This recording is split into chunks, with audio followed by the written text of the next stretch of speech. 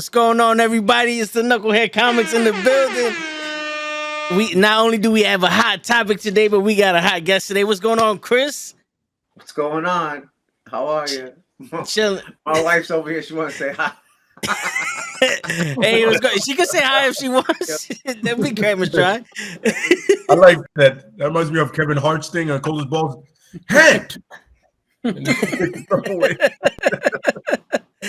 Oh man! And as always, we got Lay and Cap in the building. What's going on, Lay? Cap? Chilling, brother, chilling. Not much. And I'm excited for this subject. It's an interesting one for me. Okay, well, explain away, Lay. Right. Explain away. So I was having a conversation and I was just thinking about it. Like it was it pretty much when me and the person were talking discussing what makes Iron Man interesting, right? And we're like, oh, it's this and that or whatever. Is it the writing or whatever? And then it just came to me, what makes comic book characters good? Is it the way somebody writes them? Is it their backstory? Is it the way they portray now on TV or movie? Can one character be so obscure or so bad that all of a sudden the way somebody else wrote them, James Gunn, makes them interesting? You know what I mean? Kind of like that kind of deal. Or is it just always been that story of the one that comes to mind is Batman, right? We've seen his origin story 7 billion times, right? Film, anything else, and mentioned, or Peter Parker, you know what I mean? But what is it exactly that makes those characters everlasting that we're still talking about today and they came out in the 40s and 30s? Superman's a cheat, you know what I mean? Because it's Superman. I've never found him interesting, but some people do. Hey, but it's what essentially makes them interesting. Media. Is it the way we can relate to them, or is it just in general the character is interesting? You know what I mean? So that's what I was wondering. I feel like that's the relatability, like the gravitas or the gravity of somebody to go and pick up that book. I think the cover, there's so many beautiful covers. But ultimately, I think it is the story that keeps somebody invested and to continually buy into this character. It is with anybody or any character. If you compare Superman to Batman, it's also the same logic. If you compare Mickey Mouse to Donald Duck, right? At one point, Donald Duck was almost outselling Mickey Mouse, and I think it's because of the asshole theory. If somebody is an asshole, you can put that character in more danger and in more unpredictable environment than somebody who's a goody-goody. So the goody-goody guy is so hard, I think, to write for. If you're like, shit, man, this guy, he's too good. Yeah. So that's one of the theories to me. Nah, it makes perfect sense. I also agree with that, but I also think that it's more like when you grow up, like a baby or a kid reading Superman, like their imagination is running crazy, so they're gonna be attracted to somebody that can fly, that won't be impenetrable to bullets, that can shoot lasers, that can lift up the world and all that. Like a little kid is like, I want to be everything and anything that I could possibly be. And then when you get older, you realize the world's beating the shit out of you and you can't fly and you can't do this. But Batman can think. Like Batman can outthink people, and he's a badass motherfucker without none of these powers. So you relate to him as like, I gotta be a badass motherfucker without the ability to fly and shoot laser beams. But that's what I'm saying. Like somebody like Batman motivates you to like go work out or some shit, maybe. Yeah, right. Yeah, for real. Like Superman, when somebody just handed the throne, you're like, you got handed it. You didn't earn the throne, like. For real, yeah. You're an alien that took advantage of our sun. Yeah. When you see how Batman gets, you're like, how are they gonna get him out of this one? And miraculously he's gonna get out of it. And you're like, oh, what? He did that. So I like, to me personally as an artist, I feel it feels good to like draw vulnerable characters. Yeah. That vulnerability helps. It's funny that you mentioned before the writing the goody two shoes is difficult. I'm right now playing in a D&D campaign, and I was a lawful paladin. and the city that we're in, I healed this dude who had a broken ankle. He ran and told the cops, because there was no magic allowed, which in turn had the cops torture him because I couldn't reveal, like, I was so handcuffed by the fact that I had to be good that we had to switch it up, and I had to make my character an oathbreaker and turn my back on my deity, so I'd be free to actually play the game, which is something that I think makes a good character. Is good, whether regardless of good or bad, the inner conflict where they got Yes. with themselves. Mhm. It's Yeah. also something big. That's the best story telling to me as well. That's why I'm doing the comic called Wrestling with My Demons. I create that title so that I could I'll change the main characters here and there, and you can always see what's their internal battle. What are they dealing with? Like everybody got something. No, yeah, for real. Nobody goes through like willy nilly. Everybody hates that motherfucker. Willy nilly. Word. Yeah, like, no problem. Whatever. yeah, 90% of the guys I like are all street level. And another thing is where you grew up at too, right? So you grew up, Yes. like most of us grew up in the city somewhere, right? Like a real suburban Yes. place. So we're used to that environment. So, and then in like Marvel and even DC, everything happens in New York apparently. Yeah. Yes. Gotham and Metropolis Gotham is New York at night, and the Metropolis is during the day. Let's be honest, that's New York. Yep. You know what I'm saying? Let's be honest. That is exactly what it is. Yeah, and you always have this thing of, oh, this hero's from here, and people have. I've known people that literally go, oh, because Peter Parker's from Queens, I'm from Queens, I can relate. Right. Man, whatever. That's how I felt with Captain America. Whoever, yeah. I'm like, he's a You know what I Brooklyn mean? boy. All right. Okay. All right, that's cool. I get it, bro. Brooklyn. All I'm right. with you.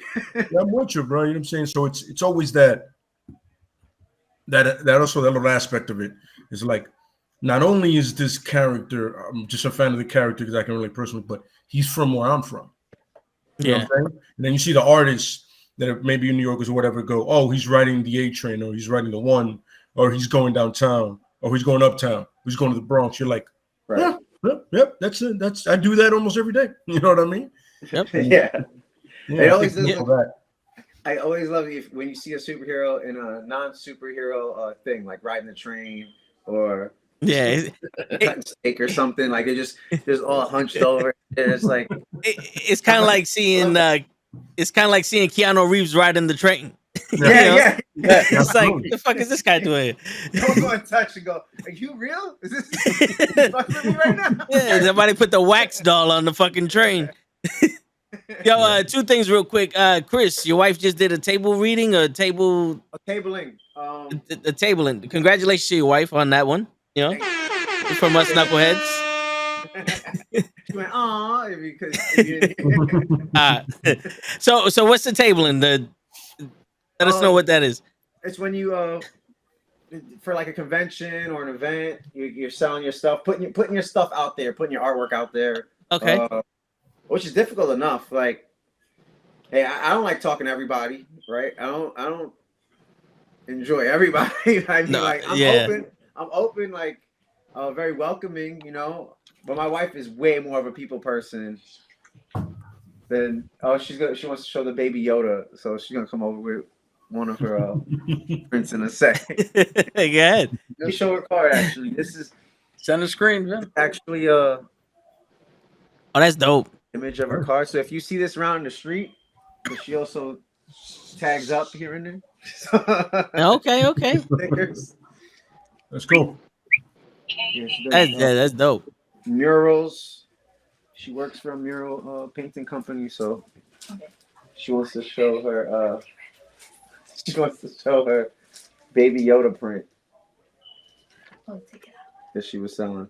That's There's 3 different versions of Baby Yoda in paintings, and then we're just doing prints and selling that as well. That's Like dope. positive messages and stuff. So, like I said, you see how we cater more to a stoner Yeah. audience. Yeah, I'm kind of expecting to see Yoda lift up his jacket and see Tim's. Yeah. Right? Right? Yo, that's fire right there. I like that one. That was dope. Thank you guys. Okay. Yeah, talk about being on the train going uptown. That's what he looked. Right? Yo, for real. And she got a bunch of cool art. That's what's up. Oh, and stickers. We were also selling some stickers and stuff. Here's that T-Rex / Barney that's in the Oh, I see. Yeah. comic. We got the skateboard and shit. Okay. Got the mini Sabu from the Sabu comic. Nice. Oh, that's dope. Nice. Thanks. There's Bob Ross. Oh, the eternal internal battle for balance. Where's the M16? Since we're talking the inner Yo, villain. Chris, is that a sticker? Yeah. We gotta speak to you. I want to make some stickers. I want to see. I want to know where you make them out. Oh yeah, my wife's big in stickers. You gotta hit it. Yeah, hit us up. Definitely. So for everybody that's listening on radio, shows in the building too. What's going on, show? How you doing, brother? How you Chilling. doing? Nice to meet you. Nice to meet you too, my Oh, brother. I'm sorry to interrupt like that. Show wasn't on the show with No. you last time? No. Ah, yeah. No. Well, yeah, that's show enough. Usually now he he makes was the grand Cap. entrance. Huh? Yeah. Oh, Cap wasn't. No, Cap was here No. too, right? Cabs is here. Cabs is here. No, he couldn't. Oh. Cabs was. Oh, Yeah, he shit. Okay. couldn't. So Cap is my brother. He's on the show. The one time he had to do a double when we're doing the show is when you came on. Yeah. So I so remember this. I remember you saying like, "Oh, I wish my bro was here." Yeah. Shit. Like you were like, Yeah. So this is the source of the comic book podcast for us. And then Cabs he's working late too, so he's not gonna be able to make it tonight. So you met everybody, but just in different parts. yeah. Yeah, it's like watching the Snyder Cut and just different time. Good word. What's the opposite of a thesaurus, man? What? What's I that? said, what's the opposite of a thesaurus? You. That's what I mean. I was trying to get at that. I was like, I'm the opposite. A nosaurus. A No. nosaurus. I'm sure the nosaurus. Appreciate you. Yeah, man. But yeah, man. I know for a fact that Cap relates to the Green Lantern because of the will thing, right? Yeah. Because he's using his willpower. It's the fact that it's willpower and the fact that it's literally the ring you could create anything that you can think of. Mhm. So just that combination, at least for me, that power set is something that I relate to. Plus, you got John Stewart, who's military. I'm military. Kyle Reiner, who's a cartoon artist, comic book artist. I'm into all that. Hal Jordan was, he's the original one that I've read, so I bonded with him. Fuck Guy Gardner, but it's a different topic. I'm ex-military as well, and I would say that one of the psycho reasons why I fucking liked Punisher so much in comic book form. I think that's why a lot of guys like Punisher. But I know I met Carl Potts, and he doesn't like that so many people love Punisher or Rock the Skull. He's like, he's a vigilante. You know what it is? That's one of the things that make the Punisher, and Lake could speak on this being a fan. One of the things that make him such a great character Is because he gets kicked off the show while he's trying to, communicate. Explain it.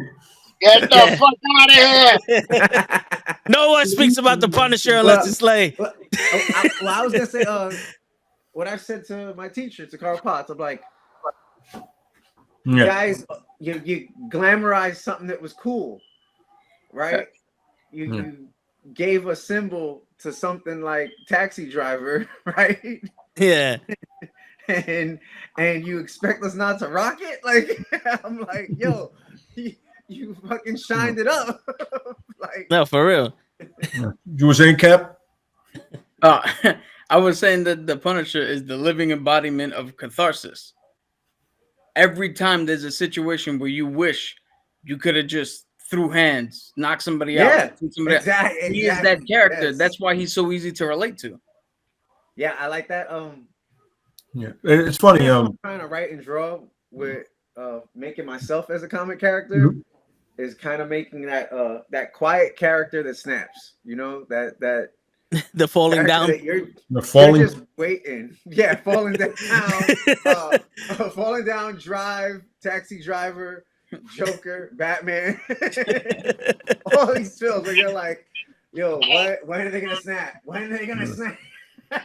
You just but the great thing about about Drive.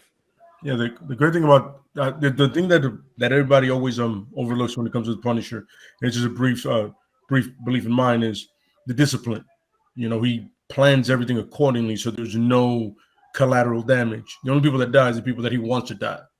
You know, it's never, I just come in and, you know, I start mowing down everybody in front of me. Because no, not everybody deserves to die. You know what I mean? But I completely agree with Cap. It's every moment you wanted to turn around and just like, yo, if I react this way, I'm either going to go to jail or something's going to go left. And he does it. There's no thought to him. I don't have to think about it. I don't have anything worth living for. So right. You know what I'm saying? I remember Carl Potts saying that he felt that Punisher was always on a suicide mission because he lost his parent. He lost his family. He lost his family. So he always felt guilty because that's who he was supposed to protect. That's what he felt like that was his job.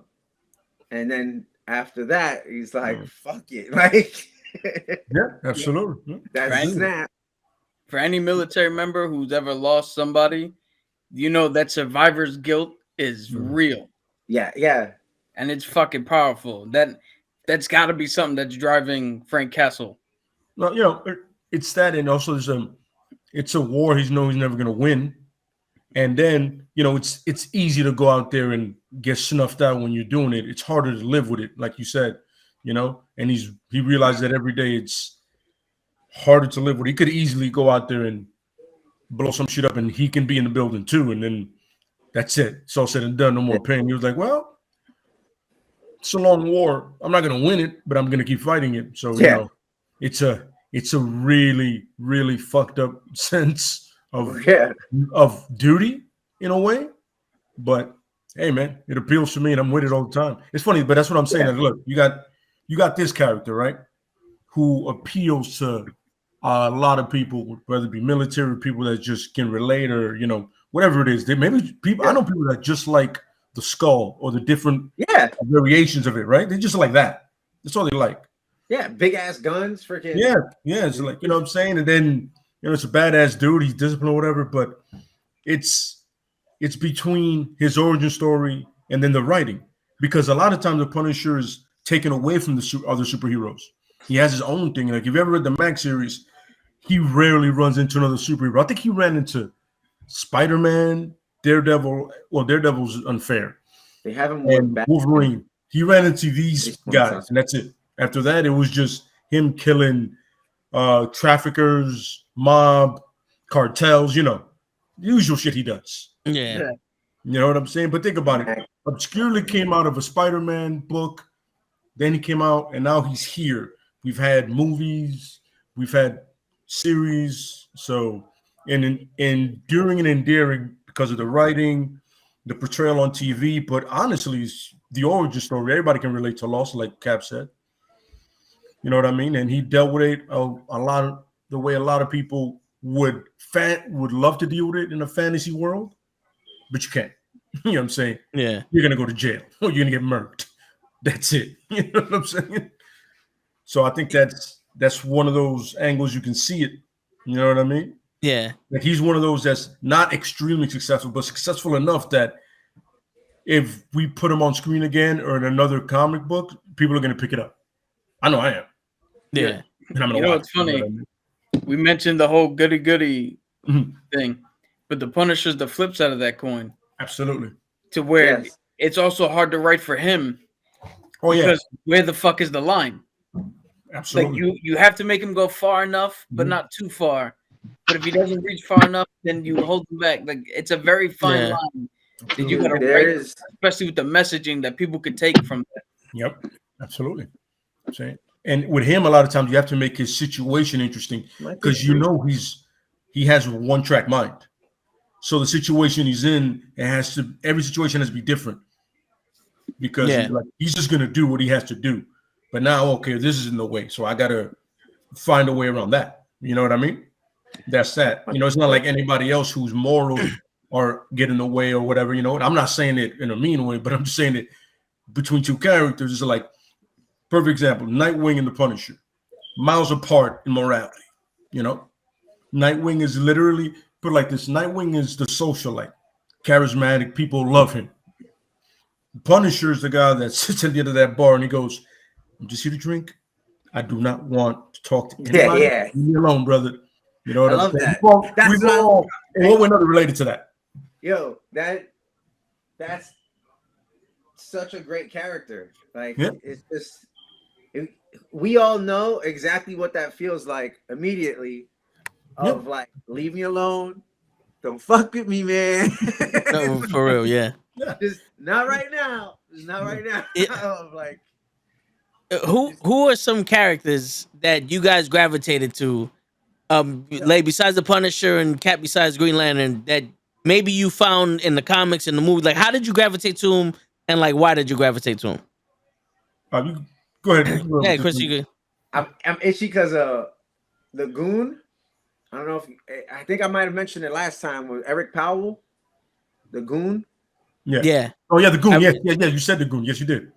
Oh my God, like that. That invoked a spark in my imagination of like, this dude gets it. Like he like it just felt immediately that if you can't draw the Hulk, make your own Hulk. Like if they're gonna tell you no, fuck them. Like I'll take the elements you already got and boom and turn it into my own thing. Like and I'll make it better.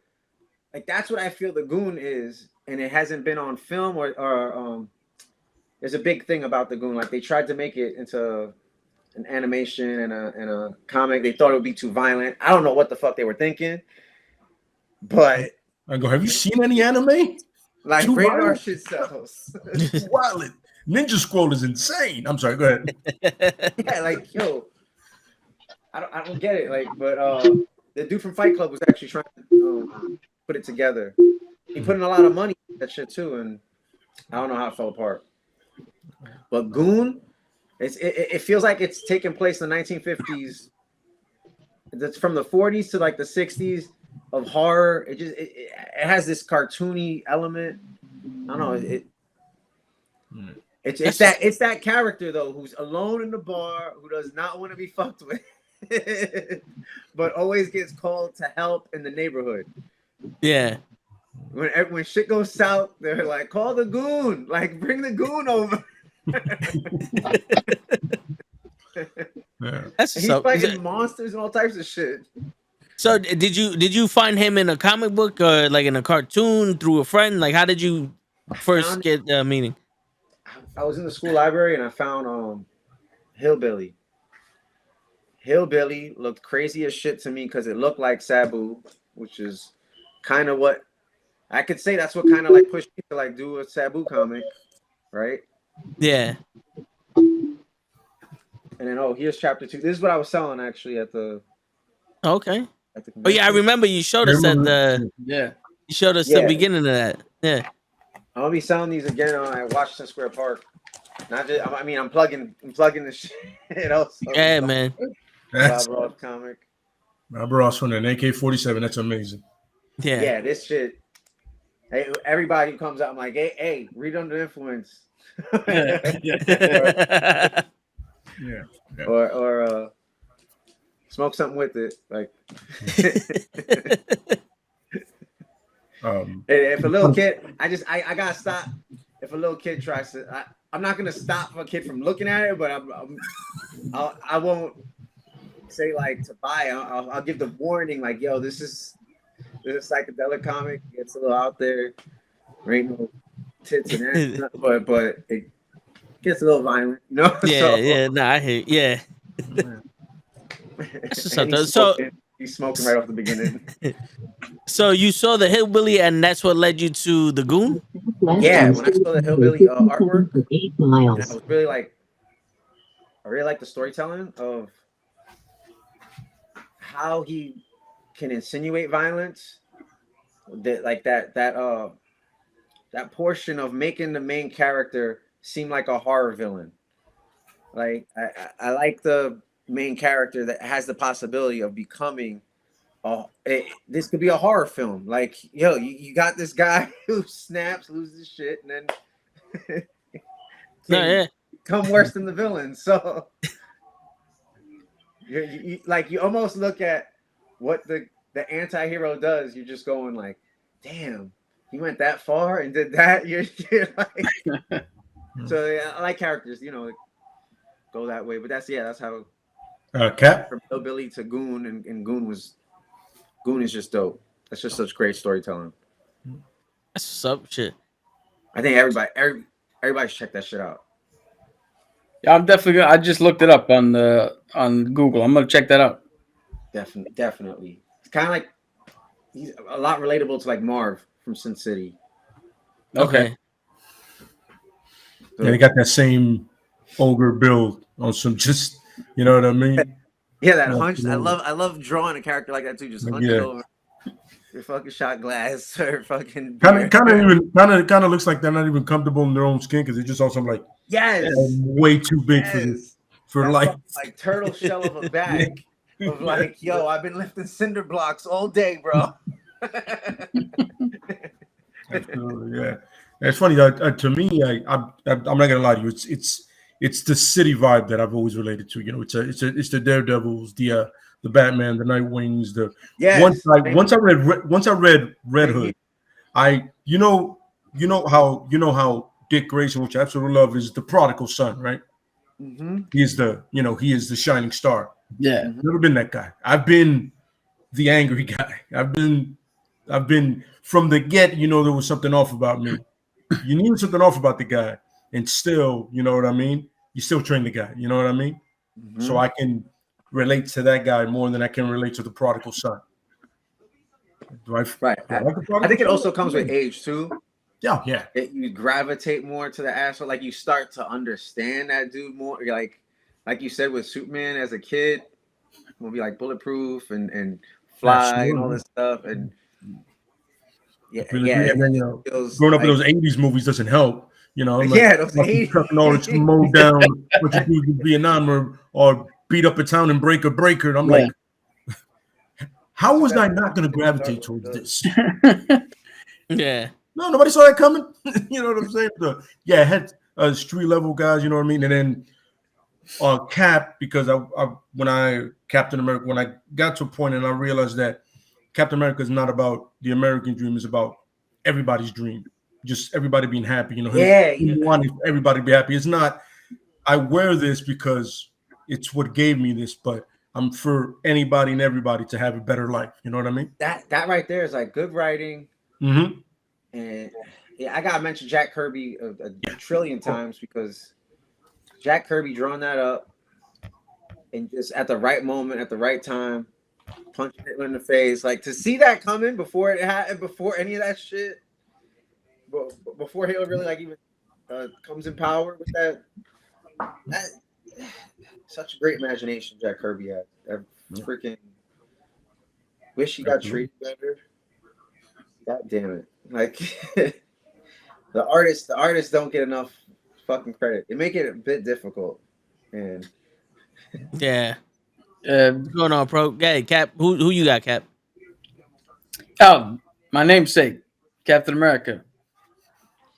Dude, I have a deep connection with him not only because of his origin, where he's a selfless man and he volunteered to do this. There wasn't anything that was going to stop him from doing it, but a little bit, when he's Steve Rogers, he's 5'4", I'm 5'4". He's from New York, I'm from New York. He volunteered for the military, I volunteered for the military. But then you go even deeper where just naturally, my views ever since I was young, I've always aligned with his way of thinking.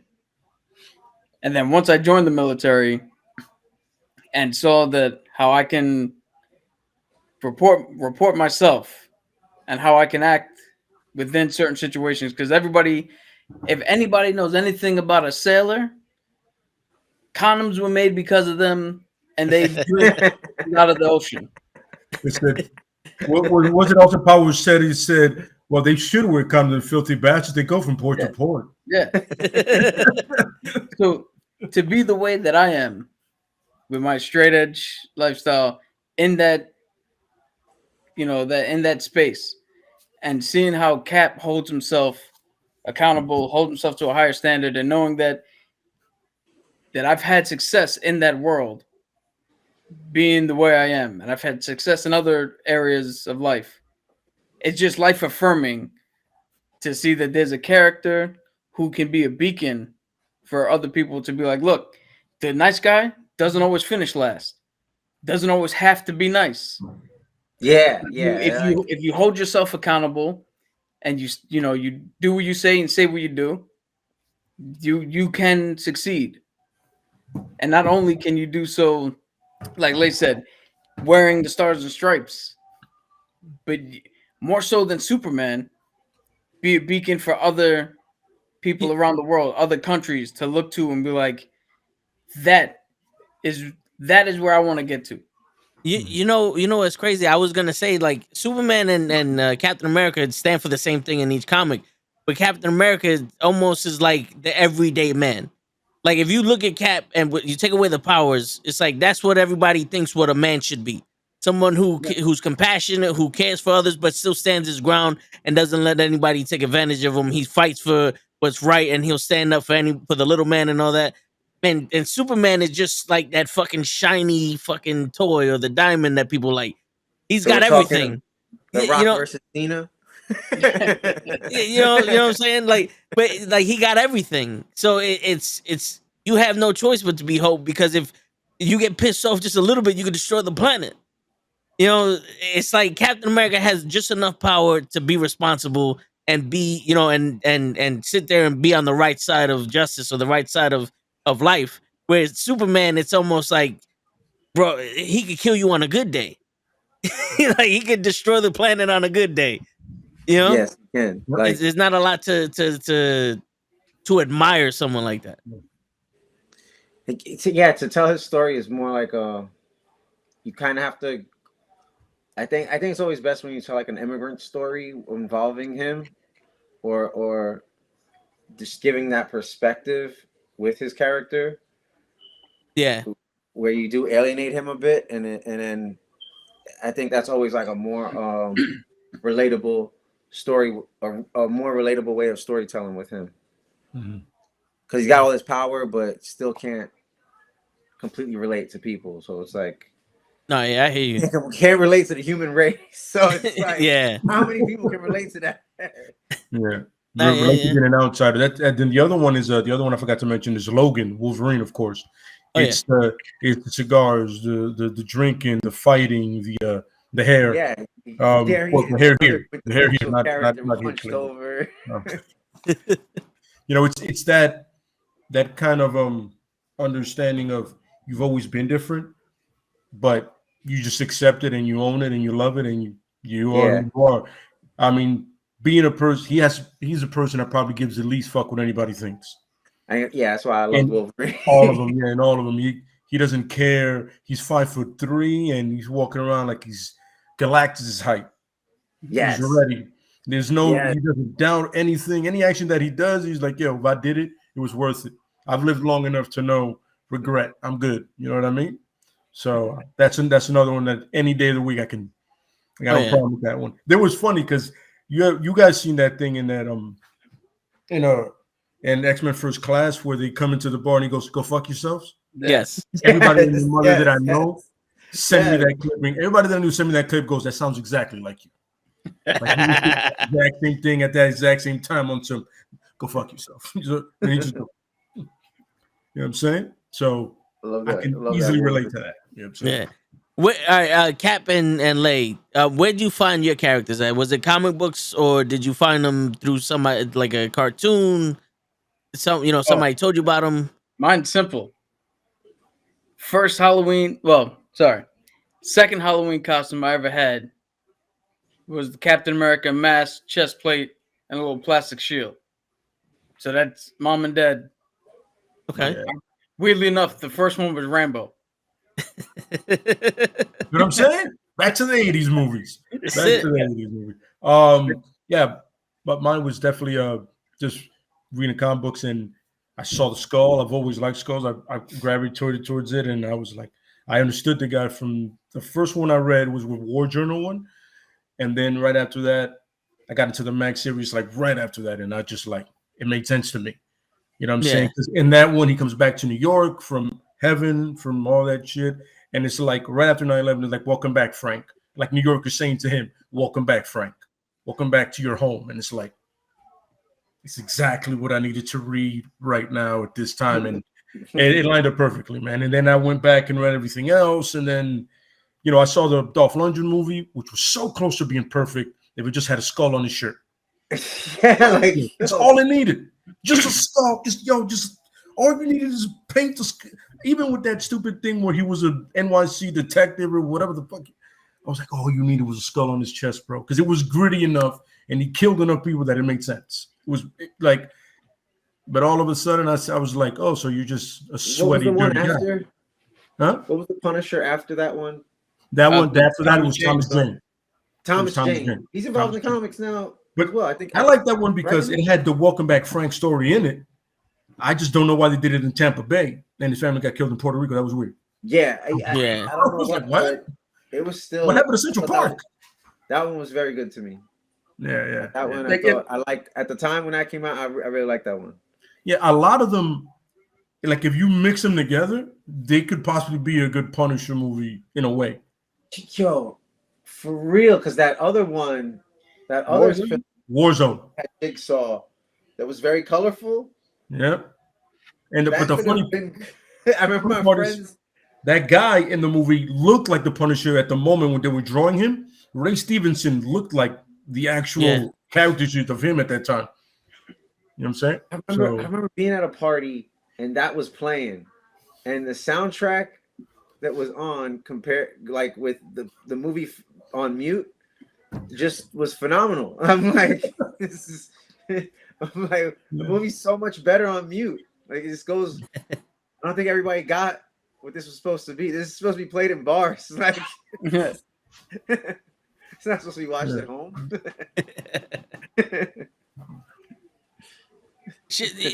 My journey through catching these characters are different than y'all's. I've connected with some of these characters through like the cartoons and the movie. Like, believe it or not, I've always loved The Thing, but I've grown connected to The Thing through that horrible fucking Fantastic Four movie that never was released. For some reason, my pops got the We had our cassette. bootleg. Yeah, we had the bootleg of the Fantastic Four movie that never been released in like the 80s or some shit. And oh my god. Yeah, and seeing him go through what he went through and all that other shit. Because I was always attracted to strength. Like I was an angry kid, but I was always attracted to strength. I was always the strong one. So I related to The Thing, the whole Colossus, characters like that. So when I see the Thing going through what he wanted to go through, like he never wanted to look like that. But then, eventually he has a rock exterior, but he like his walls were put up because in the inside he was tormented with the way he looked, but he had to give the facade like he wasn't. He was like that outsider, but he was a part of the group. So I've always, been connected to, shit like that. You know what I'm saying? Like that's how I connected with The Thing so much. And then like the Hulk, it was the anger. It was this motherfucker could fling you to another planet, and he was angry. It's like that was just fucking me. You know what I'm saying? Like how you guys like the Punisher because he's got that he'll kill anybody or whatever the fuck. The Hulk is like my Punisher. If the Punisher was strong, that's the Hulk to me. Yeah, I could say by default though, I always whichever artist is on Batman at the time, they always put very good artists all the goddamn time on Batman. Yeah. We really do. If anything, I gravitate more always to the art or the storytelling of who's on it. on any project, but like yeah, Batman will always be my default because I'll see which artists on there, and I'll just be like, "Fuck, I really don't want to pick this up, but damn it." Nah, yeah, I hear you. Has there ever been? Give me a second. Oh, I really loved Army of Darkness. I got the fucking poster here. Oh yeah, Series. If you like Evil Dead, Army of Darkness, or Ash vs. Evil Dead, the comic series were pretty funny. yeah. Cap is a huge fan of the Army of Darkness. Yeah, Evil Dead 2. I got all that shit at. Did you see Ash vs. Evil Dead? You check that show out? I saw the first season, and then we lost the ability to watch that channel on the cable because we need to make it cheaper. So, but it's on Netflix or something right now. Okay, yeah. Definitely. I'm gonna go back and finish it up. Just because that last episode leaves you wanting more, and I remember being pissed off finding out that it got canceled after that third season, and I'm just going like, "What the fuck? That was so good. That ended amazing." I was like, the first time I ever DM'd one shot. Toe Tags was there, and we were playing with a couple of friends. And in my town, one of my NPCs was Ash selling fucking shotgun shells and a shotgun in the middle of the town square. That's so awesome. I drew him a couple times. I drew Ash. I think I was just I love the chainsaw. Like that to me, it's just so badass. Plus, hey, all right, we're talking about badass characters. I like Evil Dead so much because this is a character who started off as a pussy, right? He just started off like such a dick. All this danger's happening. He's running away. He's scared, and then comes to the terms of like, all right, it's time to knuckle up. This is it. Can't run no more. Like I loved that so much as a teenager. Like just that blew my mind. I was like, wow, he became the main character. All this time, that movie started my obsession with. Anytime you take an actor like William H. Macy or somebody who you're like, this dude can't beat anybody in a fight, and you put him in an action role, I'm there because of Bruce Campbell. Yes. Even when he said on interviews that he was like, "Oh, Ash is such a jerk off and this and that," and I'm like, "No, even you're missing the point." I'm like, "No," I'm like, "He's not a jerk off. He's a relatable dude who finds his confidence. Like, just says, all right, fuck this, balls to the wall, let's go." Like, I like that. I think a lot of people like that. Oh yeah, absolutely, yeah. Who are some characters that you guys have that when you watched a cartoon or a movie or something made you actually change your perspective on them? Cyclops. The Falcon. I'm sorry, I'm just because Cyclops. I know exactly where Lay's going with Cyclops. I know exactly where he's going with Cyclops. Cyclops is his John Cena. Mm-hmm. Ahead, you don't like Cyclops? No, not at all. Because it's funny. When I read the comics, I was like, okay, this is him. And then the cartoon in the 90s made it even worse. I was like, oh, so you're a dick everywhere. God, settled in. Go yourself. You know what I mean? You're just the only reason you get any play is because you're a yes man. But there it is. That's Superman and Batman duality. That Mickey Mouse, Donald Duck. Like you need to have that. Yeah, of course. No. I mean, my favorite scene is when Wolverine goes up and punches him in the stomach, and he goes, "You don't know nothing, little man." I go, "You're 5'3". He's 6'2". Who's the little man again?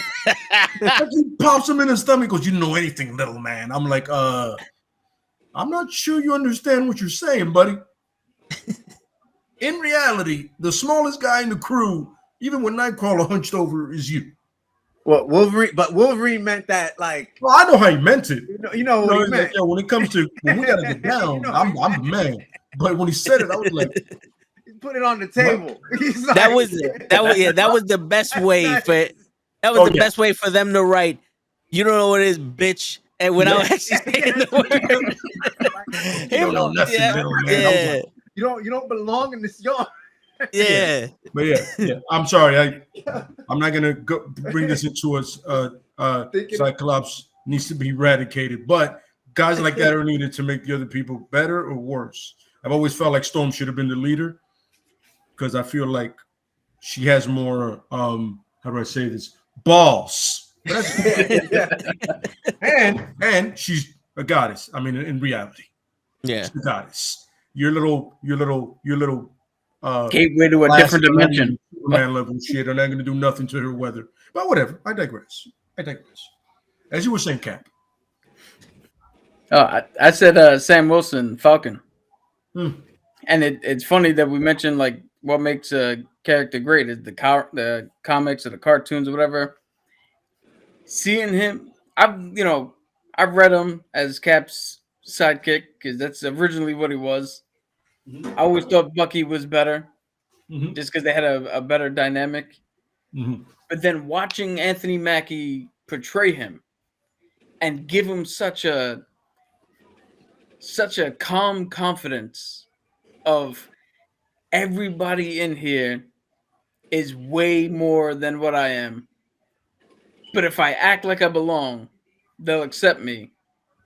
Like just watching that portrayal actually made me start liking Falcon to the point where to this day, anytime I hear Falcon say on your left before he comes through the portal, I fucking burst into tears. You put that movie, yo. I was sitting with a couple of people at a bar. It was on TV, and in the middle of our conversation, that scene came up on your left, and now I'm sitting here like, I'm fine. I'm fine. Man. That's a fucked up particular. You're in the bar and you're crying from third person perspective on the other side, right? Somebody's like, "What the fuck are you crying for?" Like, you're in a bar. Because he's on his left. He's on his left. You're completely depressed. Right. No, But the tears don't show in the bar. I gotta get out of here. You just sit down. Who's chopping these onions? But that's what he was. That's what he was able to do. He was able to take that character and make his as short amount of time as he was on screen with Cap to make that friendship and that dynamic so palpable that the moment Cap is like, "Yo, there's nobody else but me. I gotta do this," and then to hear him and to realize you're not alone. There are people behind you. Like that moment is more powerful than the words itself. If you want to talk about personal connection and all that shit, Like, love him. Yeah. No, it's That's only great what when a character can pull the emotion out of you. Like when you connect on that level, that means the story is just gonna continue on. The story just keeps going. Like that's the beauty I feel of comics being a chain letter. When they argue about copyrights and trademarks, I feel like that's such. It's kind of fucked up because I feel like every artist should put their perspective or their spin on any type of character. Mm-hmm. Like you should be allowed to do it. It's that once the dollar gets involved, once profit gets involved, that's when it gets sticky and legal terms. Fucking don't know how to deal with comic art like at all. If you look at what happened with like Ninja Turtles, on how much they had to go to fucking court. Yep. It totally fucked their perspective a little, and just like they wanted to draw. They were doing this business to write and draw comics, and they're getting pulled away for all this legal bullshit, and they're just going like whatever, man. We're done fighting. Like they you can see they get drained showing up to all these court things and all these it's funny. I forgot to say Iron Man for me because I've never liked Iron Man in the comic books at all. I've never been, but RDJ gets in there, and I've always been a big fan of weird science. I'm just not gonna get into because I do remember in the seeing 80s that growing up with the guy, man, whatever. bro.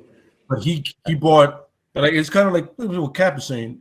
He bought his thing into it, and then you realize that's the perfect cast. You can't cast it. You can't cast him more perfectly. Like Tom Cruise or Brad Pitt, this is him. Yeah, because the history, life literally imitates art, and the other way around. Yeah, literally the perfect film really did like saying? bring Yeah, that life back. absolutely. So in the movie side, absolutely love Iron Man. The comic side, can't stand. It's not Cyclops level, but I'm like, fuck yourself. You know, yes. Give me Rhodey any day of the week. You know what I'm saying? Give me War Machine. You know what I'm saying? Even the new girl, Ironheart, I'll take it. Just I don't need. And then when he gets when he becomes the superior Iron Man, that he becomes a real douche in the Elseworld thing, and go fuck himself. I always love the shape of Iron Man's outfit. I just always like that. I like that old school outfit, that very first one, like that, just that curvatured freaking dome where the way it broke out the fucking cave.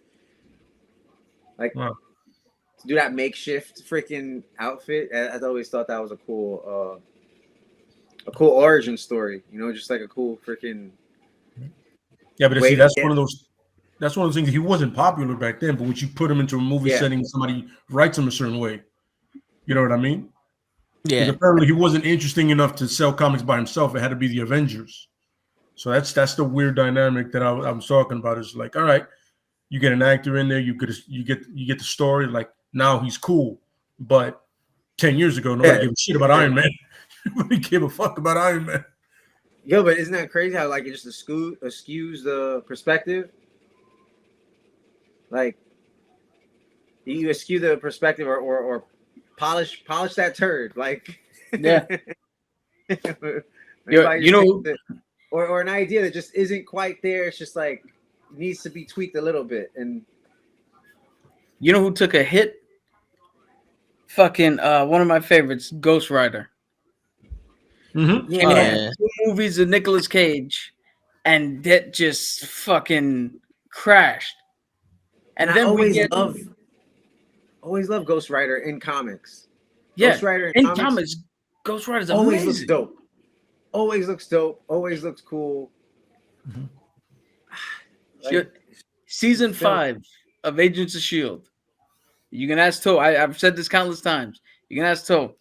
They did such a great job with presenting and representing Ghost Rider. Mm-hmm. Almost every episode, I was freaking out whenever he did something. It's like, he looked to the left. Like no, for real, yeah. I'm like, what does that mean? Yo, because Nicolas Cage, and not to say nothing about the man, he does a job I don't think I can ever do up on screen. But whoever was involved with that story, I think they completely missed the mark. Yeah. On what truly makes him. And then the second 100%. One's a little bit better. It's a little closer, but it's missing something. Yeah. Absolutely. Because it was always too easy. That Nick Cage is the GOAT. Yo, he might be the GOAT, but I want to say you guys see him in Mandy. If you haven't seen him in that horror film. Yo, I watched Mandy, and to this day, I can't tell you what the fuck's happening in that film. Yo, I can, but I do want to see it again, lit, right? Because I did see it sober, right? And it looked like one of the most artistic films I've ever seen because of like, why the fuck not? Like, why not light up the background red just because it makes the bad guys look cooler?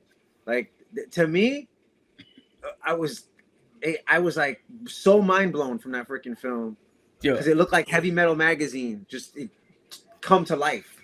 Dude, that film looked like somebody drew a whole bunch of storyboards and went, "Here's my film," and the producers were like, "Cool, what's it about?" And he was like, "You don't see it? I just showed you the picture. We're doing this. This is what we're doing." Words don't describe it enough. Yeah, the visuals are what really describe that. And I compare it like with Mad Max. I think we spoke last time of Fury Road. Yes. Yeah. Why aren't more films done that way? Fucking just show the storyboards, show the freaking images, Yep. and because verbally, I think everything can get lost in translation. But visually, I think that's why us as comic fans get mad when a film doesn't live up to par to the comic, because you're like, all you had to do was follow this. The Yeah. fucking shit was right there. Like the blueprint is there. Historical documents. Absolutely Yeah. correct. Yeah, absolutely. I completely agree There's with even that. pictures of what you were supposed to do. Yeah, yeah. Yo, that's It's why all it's spelled so out for you. powerful. Yeah. That's why it's so powerful when they do stuff. So, like in Civil War, when Cap holds up a shield and Iron Man's blasting it, Mhm. like that's the cover of fucking Civil War. It's Yeah, those the two fucking fighting just- and doing that exact thing. Yep. Absolutely, absolutely. You know, it's funny because I was thinking about the other side of what I'm saying, right? So right now in DC, I believe there's about 6 or 7 different Batman stories, right? Elsewhere, main continuity, it's a ridiculous amount. All of them are different. All of them are different, right? But the funny thing is, here you have Batman, which I understand, everlasting badass. I love Batman, but you can make a good Booster Gold. You can make a good Question book. You can make a good Wonder Girl book. It doesn't have to be Batman and Superman and the Trinity all the time. You know what I Yeah. mean? And it doesn't have to be elsewhere too. It could connect, but you have these characters. Like, look, but perfect example is the Guardians of the Galaxy, right? They were brought to the big screen, right? When I first read the Guardians of the Galaxy, I didn't consider read when I first read it. None of the Guardians of the Galaxy made it to the movie. Yondu, none of them that I read made it. Warlock, none of them were there. I saw these. I was like, I know they're part of the new ones, but the original ones, I saw Yondu. I was like, I know him. Yondu's one of them, and I was like, But once again, James Gunn picked the right people for the right time in the right place. You know what I mean? Yeah. And this is where somebody's view of it makes it better. You know what I mean? Because if you would have put Yondu up there with the rest of them, it would have looked like that Fantastic Four movie you saw in the 80s. It would have came out like that shit. Yo, when I saw the Guardians of the Galaxy first, Major Victory was the leader of that squad. See what I'm saying? Like nobody. Well, I don't know if Crazy Chris or Lay knows who Major Victory is, but I know toe tags don't know who the fuck that is. I can't remember what Major Victory is. It's like very, very little. You know what I'm saying? But that's what I'm saying is once someone would somebody take certain liberties and changes it for the better, the Guardians of the Galaxy is a perfect example of that. You know what I mean? That's a perfect example. When you do the Joe Schumacher and you do Batman and Robin, and everybody goes, "Yeah, we gotta take a step back and go, what are you doing, bro?" You know what it is? It's like the liberties you can take with a group or a character that is not as well known, like the Guardians of the Galaxy, or that has so many different versions of it, is vast. Because you could sit there and like, how can I make these characters relate to now? Where Batman is like, it's so well known. There's so many different versions of Batman, but there's a core to Batman. Each one of these versions has the same core to Batman. Once you change that core to Batman, it's no longer Batman. It's fucking George Clooney up there, or like this Batman, the new Batman movie. I rewatched it, and when I first saw it, I was like, I love this Batman. This is like the closest we're gonna get to a comic book Batman movie. Then I rewatched it again, and I was like, I really don't like the liberties they took with this fucking Batman. I don't like the act. I don't like the actor who's playing Batman. I didn't because it doesn't take much for you to just stand there. It's pretty much just what he did. Right, but what I could say with that, they look like they were going for that Crow look. Yeah. Right. Yeah. The Crow comic book version at that, and seeing his face in like certain silhouettes or certain he does have that angle that is in the cheekbones, in the jaw. Just in his defense, because I was just like, this fucker looks so much like the Crow from the fucking comic. Yeah, I could see that's what they gravitated to, and whatever they did to his eyes always looked glossy, like he was crying. Yeah, I thought that was a very good added detail to show like he was crying. And I'm It- like, it- that's when you're really angry. If you're fucking crying and hitting somebody, it's like you're yeah, really at the peak of you've lost it a bit, right? yeah. Or No, momentarily. it's true, but it's like the liberties that they took in this movie. Like I can understand that anger, but when he's snapping at Alfred and he's fucking like he's not Bruce Wayne. He's not any kind of Bruce Wayne. He's always like not I don't want to say Batman, but he's always vengeance in this movie. Yeah, yeah. Like when he's Batman, he's detecting shit. But a lot of the shit that he's detecting was like very like Adam West Batman. The thumb drive Yes. shit. Like that was Yo, kind of that cool, but shit. it's like, all right, Gordon, Yeah. if this was 1996 and Yes, not a lot yes. of people know what the thumb drive is, I get it. But This you is what know, you're walking I around with a feel about this. laptop. I don't mean to cut you. Go I ahead. do feel like this is the late '90s Batman that we were supposed to get Yeah. after Batman and Robin, right? After that, like flushes. I think that they were trying to shoot for that, like that Seven, that Nirvana. They got freaking, that feel in there a lot. It does feel like this Yeah. was supposed to be the '90s film that you were supposed to get back then, especially when you said that flash drive. I'm like, yo, what is this? Departed? Like, what the fuck's going on? Yeah. Yeah, and there's a lot of missed opportunities in this movie also. Because when Catwoman's looking for her roommate, which she calls Babe, where it like I'm led to believe that this is like a relationship that she has with this girl. Like she gets kidnapped, and it's almost like, oh well, she got kidnapped. Let me go drink some milk because I'm Catwoman, and cats like milk. And Batman's like, who gives a shit that your roommate just got kidnapped? I gotta go figure out who's gonna kill this corrupt fucking the district attorney. Mhm. I'm just sitting like, does no one realize that there's a woman that's about to die because she was sleeping with a congressman? Like, did that not go through anybody's head here? Like, is it because the Riddler didn't say it? It doesn't make sense. Like the riddles were fantastic. That's the Riddler. But then you look at the guy who's playing the Riddler and like, this is not the Riddler. It's you know how when we watch like a movie of the Joker, like if they would have named him anything else, that would have been a good character. But that's not the Joker. Or like I hope that that's like a fake Joker and the real Joker comes out. Like Yeah. that's kind of like the Riddler I'm seeing here. It's like you just got like an autistic guy that's good with numbers and good with riddles, and the ending just bombed. Like I didn't even make it past once they got into the stadium. I said, all right, I know the rest of this fucking movie. I don't That's need to another see thing the about that movie. I impossible. haven't seen it a second time. 45 yet, minutes but or 30 minutes could be definitely- cut out of this shit, bro. Yeah.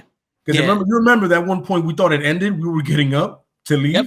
All of a sudden they're like, oh, there's more. Oh, okay. You're Yeah. like, could end Yeah. the movie right there, buddy. Yeah. I gotta see it the second time because I really enjoyed it in the theater. So I would like to see how it is at home. I enjoyed it also. 3 hours flew by when I watched that first time. Yeah. I mean, I was with my nephew. We were having a good time. no, I hear you. For me, I didn't have a good night's sleep, so 3 hours was a little bit too long for me. Yeah, Yeah. I was like, yo, it's a 3-hour film. Yeah. And everybody who I spoke to, they're like 3 hours, and I'm like, yo, it's 3 hours. No, you watch the Gangster in New York. Stop acting like you didn't see the Gangster in New York, man. That's damn near 4 hours, bro.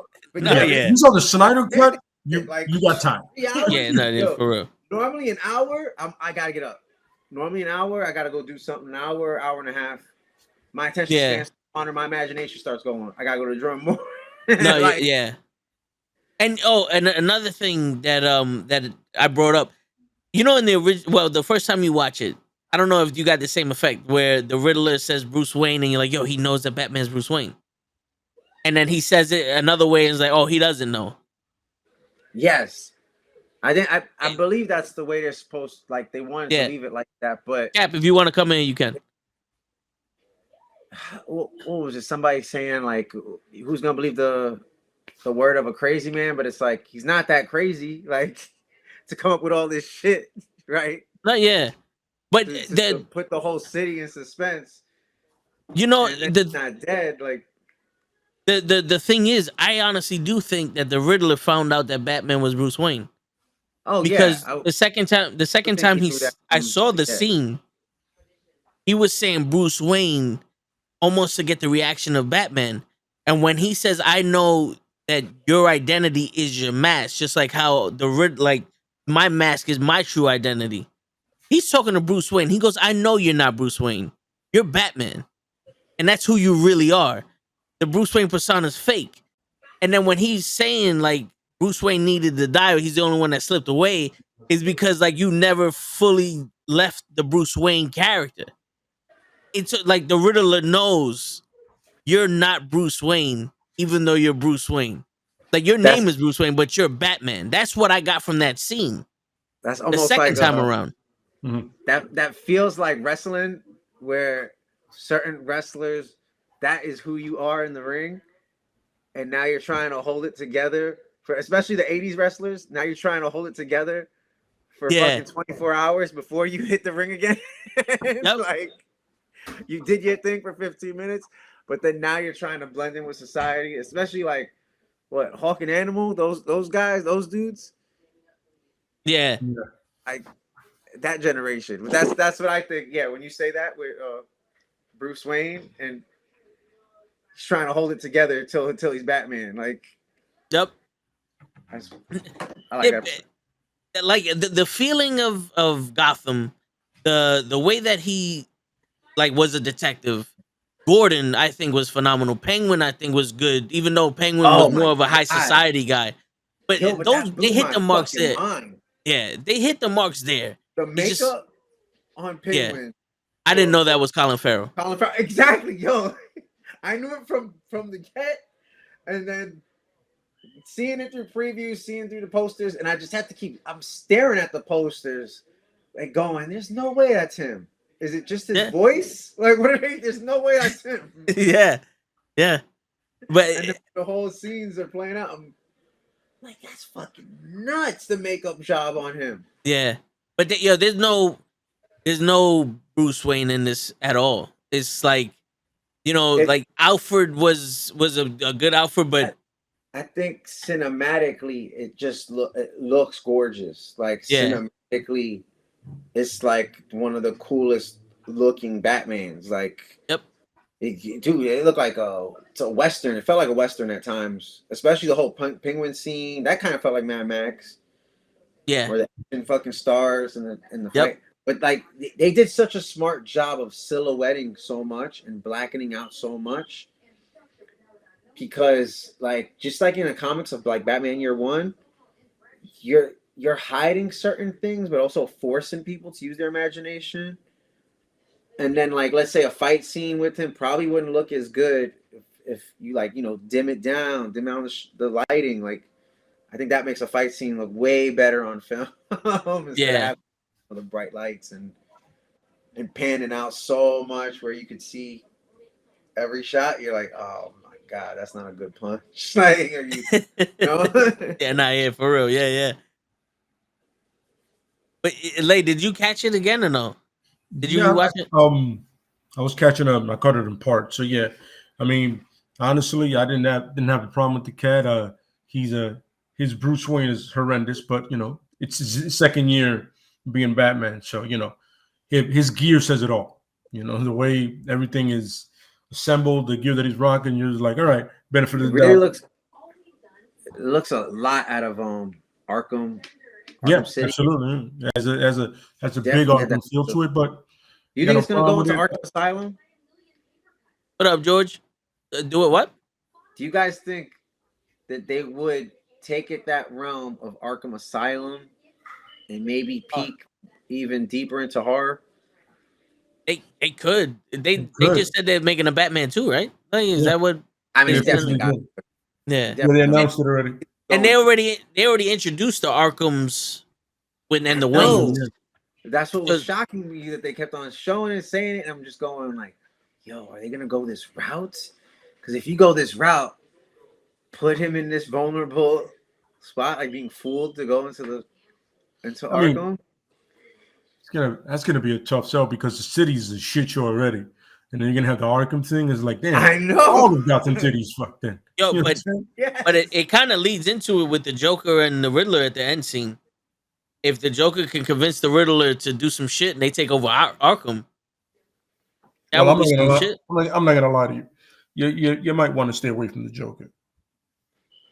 There's been an oversaturation of Joker, bro. We have so many other. I would, but villains. here's the thing though. There's actual like Bane. He released all the inmates from Arkham in order to get Batman so tired and to break his back. Like that's how Bane, got introduced to Batman. You can do something like that also in part 2 if you want to introduce Arkham.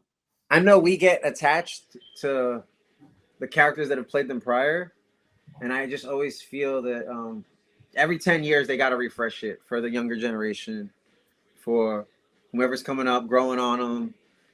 Yeah. And you just got to refresh that cash cow. But I think every artist should show their perspective on what they see the character as or how they would portray it. But with King Phoenix playing Joker I could see that merging with this Batman.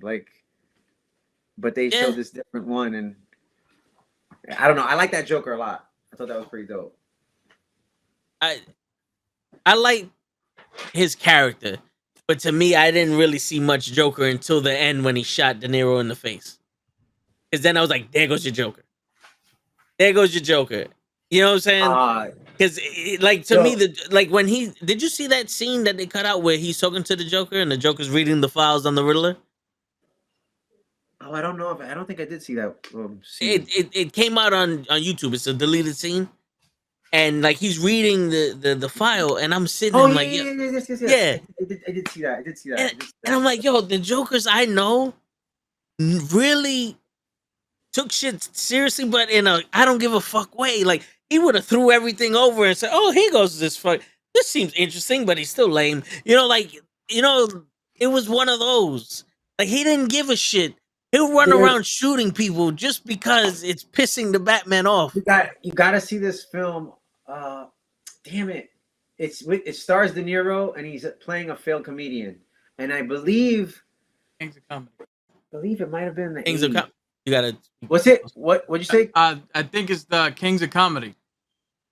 Is it Kings of Comedy with De Niro? Yeah, that's the movie they were referencing.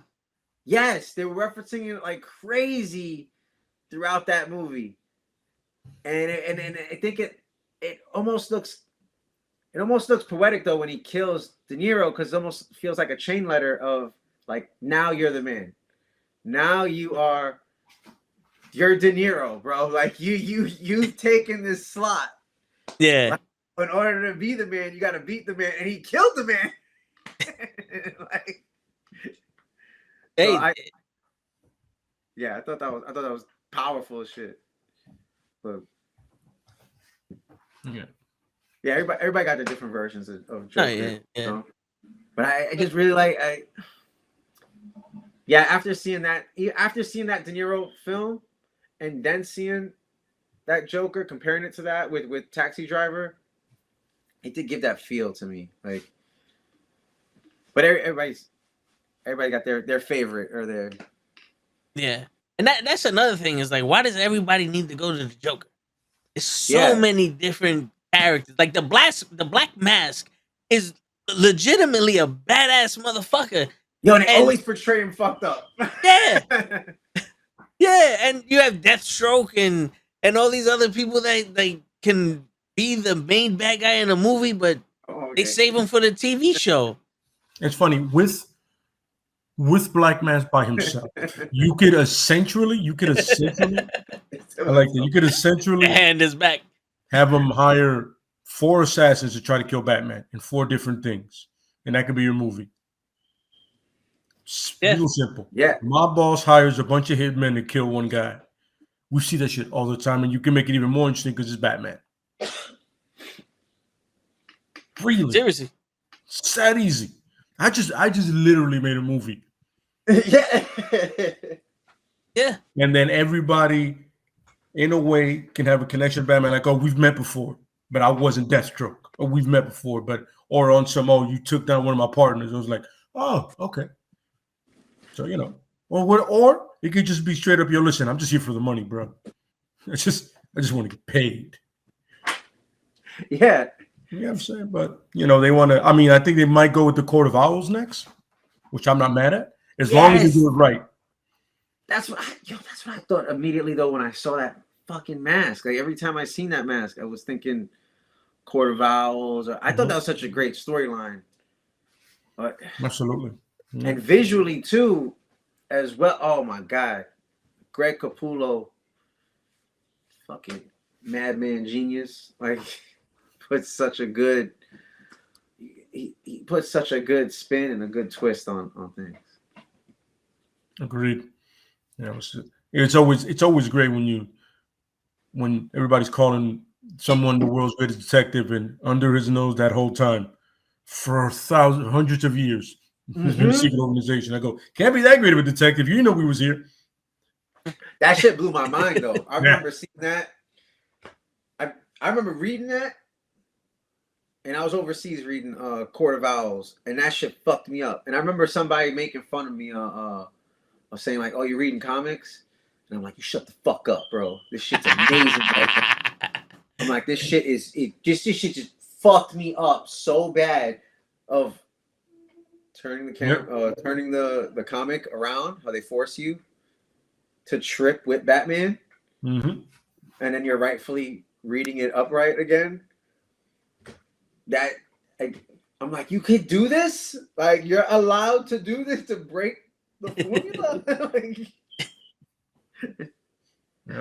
Good. You know what I always find it interesting when you have people who like be it with comics or wrestling or D&D or whatever, they always look at you like, oh, you're into that thing?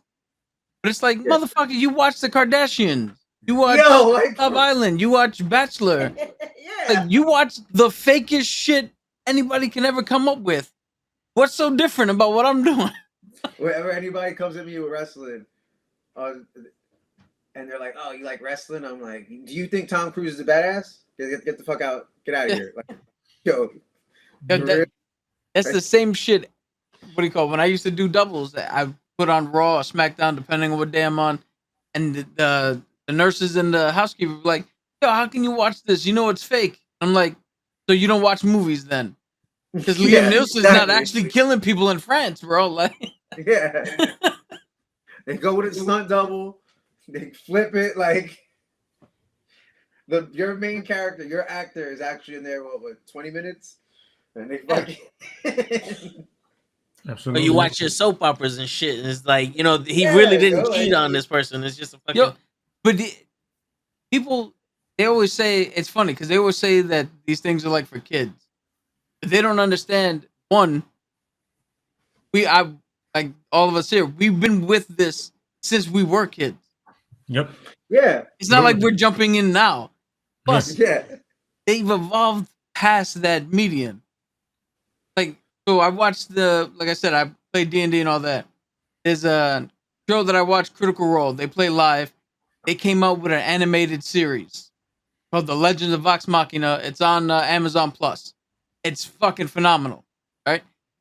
I don't want to spoil anything, but there's a character who dies in that show and in their first season. What's it called? Legend of Vox Machina. So one of their characters dies, or a character in the show dies, and now they're on their third season playing live on YouTube, and one of their characters is that fucking dead character. Like, something horrific happened, and then 30 years later, they were able to spin it in the story to where now that's a character, and we're following that journey and following the aftermath of what happened, how she got messed up, what that does to the psyche of a person. Like, it goes so much deeper. If people it goes so much deeper than a good episode of the fucking Kardashians or any. Is there such a thing? Huh? Yeah, is such a thing as a good episode of the Kardashians? Is that a thing? I would imagine some idiot would say that. The Ray J sex tape was a good Kardashian. That was a good episode. That was a good episode. That was a good episode. That is one I highly recommend to anybody out there. Yeah. Actually, 5 stars. Dave I Meltzer. I wouldn't recommend that. That was watching a dead starfish Oh. just lay there.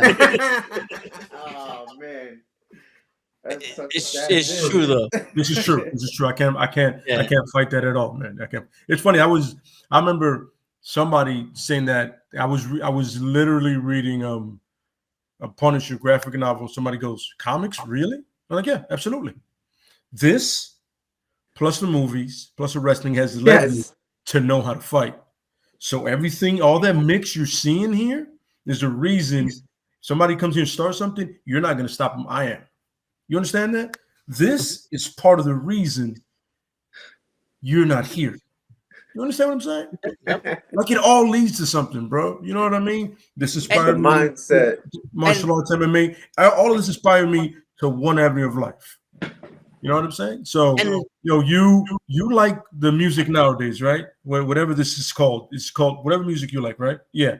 And I'm pretty sure it's nice, it's cute. I grew up on metal, gangster rap, hardcore rap, you name it, whatever. You know what I'm saying? Just saying. You see the two different paths you went to? I'm reading this. I listen to that. That's why you're teaching kids, and I'm protecting them. See what I mean? no, yeah, seriously, That's yeah. what I'm saying. So as And- you make fun of whatever I do, just realize that I'm hired to make sure nobody you up. Look, I drew this is a version of me. I was showing it from Yeah, I've seen it on your Instagram. Yeah, people. yeah, just freaking. That's me making my entrance of Let's go. great cockiness coming straight from your mom's house. Like, straight That's junior dope. high school, like fucking humor. Yeah, man. But that's also a way for like to be euphoric, right? What is it? What's the name? Shit where you like punch the bag. Cathartic. There you go. Cathartic, It's also cathartic release. yeah, yes. What's going on, Dream? Yo, We got yo. we got Dream in the building. What's going on? But it's also a way Good, for good. like us men to be cathartic because the women go, we don't know how to handle our emotions or our feelings, right? But when we watch a basketball game or a wrestling match or any sport or a comic or something, we're invested emotionally in that. Absolutely. So if our team loses, we're pissed off and we're releasing our emotions there. If we're watching wrestling and the shit sucks, we're releasing. If we win, there goes our emotions. That's how we deal with it. That's the way we Yeah. deal with our emotions. Yeah, Absolutely. amp to 11. Yep. Yeah, Yep. absolutely. You know, Agreed. like all those times my pops was pissed off because Michael Jordan's prevented the Knicks from going to the fucking finals. That's how he dealt with his day at the job. You know what I'm saying? Yeah. So it's like it's not for kids. And to be honest with you, if it wasn't for adults liking most of the shit that we like, kids would have never got involved with it. That's true. That's Absolutely. yeah, because you get invested and you're just like you want to show the kids of like, yeah, you got to see this shit. You got Word. nobody's gonna show you this. I'm gonna show you this. Yeah. Like, Yep. It's funny if you think about it. Every avenue is successful now. Like, look at the MCU. And kids watching that shit is us. Yep. Us that grew up watching the comics are now going to watch that movie 8 times. Why? Yep. Because we've been dying to see that shit up there. You know what I'm saying? Apparently DC's not understanding what's going on right now, but MCU clearly gets it. Hell You know what I'm yeah. saying? We have all the money to spend to watch this stuff now. So, you watch comic book movies? Absolutely. When's the last time the movie, one of your Notebook movies, actually made $2 billion in 2 weeks? Yeah, right. Exactly. Nobody gives a shit about your drama. Yeah. You want to see superheroes. That's life now. That's what we do. We watch super. That's what we do now. Oh, it's not Whoever- your art. Have you read a whoever has comic an book audience book? or It's crazy. Yeah. whoever has a following. I mean, they gotta pitch that shit and it's gotta go global. They're trying to freaking make that money back instantly. Absolutely. What's the It's funny because a lot of people like tend to shit on comic book movies. That it's not real movies. It's not real cinema. But they fail to realize that a comic book movie is a communal experience. Every single one of us who's ever known anything about that character wants to be in the room and experience. When something happens, we all cheer, we all cry, we all yell, we all scream. Where dramas and real movies, that's a singular experience. That's something you don't need to share a whole room with to sit down and ponder the fucking existential crisis of some dude who used to be a junkie and now is trying to teach kids how to backflip off a skate. Like, that's not some shit that everybody needs to do at the same time. It's true. Yeah. I mean, if you think of like the symbol, like the cross, right? What's next after that? That's more, just as known, if not more. What, the McDonald's symbol, and then what else you got? It's literally the Superman symbol, logo and the Batman Superman logo. Like Yeah. you got that shit's global, bro. Like that's like so that anywhere around the world, and they're gonna freaking know who it is, what it is. They'll probably Like, tell you more of it than we do. Like, yeah, I could show that into a third world country, and that somebody's gonna know what that symbol is. Oh yeah. exactly, Easily, they're gonna be like, "Oh, that's Superman." exactly. Yep. They're gonna know. Exactly, that's Batman. Yep. Yeah, and they're gonna be like, "Oh, I got issues." They're gonna show you Yeah, some exactly, exclusive yeah, shit yeah. you've never seen before. You're like, That's what I'm saying. It goes back to that, like that everlasting thing. Like when a symbol, just a symbol of a character, you're like, I know who that is. Like the X-Men sign. Yeah. Everybody knows that X. Like Everybody. you just involve X in any comic book shit. Everybody People knows. go. You really want to go that route because they're gonna think it's X-Men, or are Mhm. you intentionally doing that to go toward X? So yeah, that X symbol, Yeah. that shit's powerful. Yeah. Saying, and that's that effect is interesting story, interesting origin, and the writing, and then the artist, of course, because if it doesn't look cool, you don't care. You know what I'm saying? Yeah, exactly. Yeah, Like, Rob Liefeld and your weird chest fucking drawings. I like Rob Liefeld though. Not knowing how to draw a foot as. Leave that man alone. His anatomy. I remember seeing that, and I was like, He's still a great dude. this is not my Yo. Captain America. When I was a kid, and New Mutants came out, I thought Deadpool was a girl. His chest looked like titties to me. I thought it was a girl on the cover. I was like, oh look, new character, it's the chick. I think that's what it made. I think that's what it made. They made the Deadpool girl, and then a Deadpool Stacy, Gwenpool. Is it? Gwenpool. Is that her name? Gwenpool. Yes. Gwenpool That's her was name? Lady Pool. I'm not gonna lie to you. I don't know her Yeah. name. I just assumed it was gonna be her first name in Pool because they don't get that creative with it. It's Yeah. like something Pool. You know what I Well, mean? they're also under that, like that shotgun deadline. So it's like that timing, and like you gotta turn shit out. So I think I don't completely blame them, but Rob Liefeld always brought that MTV energy. If you think about that time frame of when it came out, like nobody wants to see Anatomy normal. Like make it extreme, so they freaking make that huge. I mean, you remember everything back in the days was extreme. You put that X up Yeah, it was there, that exaggerated, yellow, that green X. Everything was extreme. And the Whatever you fucking drank, G.I. Joe whatever you extreme wore. and shit. Everything was extreme. Yeah, but he stood out, and he had to stand out in a group, That's that true. kind of group. Yeah. That whole group, I call them like the The NWO whole of image comics. group? Like they revolutionized shit. They were all standing out, man. Like every member of that crew, from Jim Lee to Rob Liefeld to Todd himself, McFarlane. everybody, There's so many artists that can if there's so many like what if moments, but within comics, it's that time. If that shit didn't plummet down, like the bubble. You guys know once that bubble fucking popped, because everybody comic books were taking advantage, making just everything was issue one. And you're like, wait a minute. What are you guys doing? Like it was a way that's of drawing in new fans. Yeah. Yeah, but it was always like also taking advantage. So they knew what they were doing. Yeah, it's like they brought in new fans, but once those new fans realized that it was just a scheme to get them in, because a couple of my friends got drawn into it when Marvel Now happened. They're like, oh, they're restating Marvel. It's all issue ones, and they bought all the issue ones, thinking that in 10 years is going to be worth something. And then, like literally a year later, there was another rebirth or another like revamp, and there was a Captain America issue one at least 7 times in 5 years.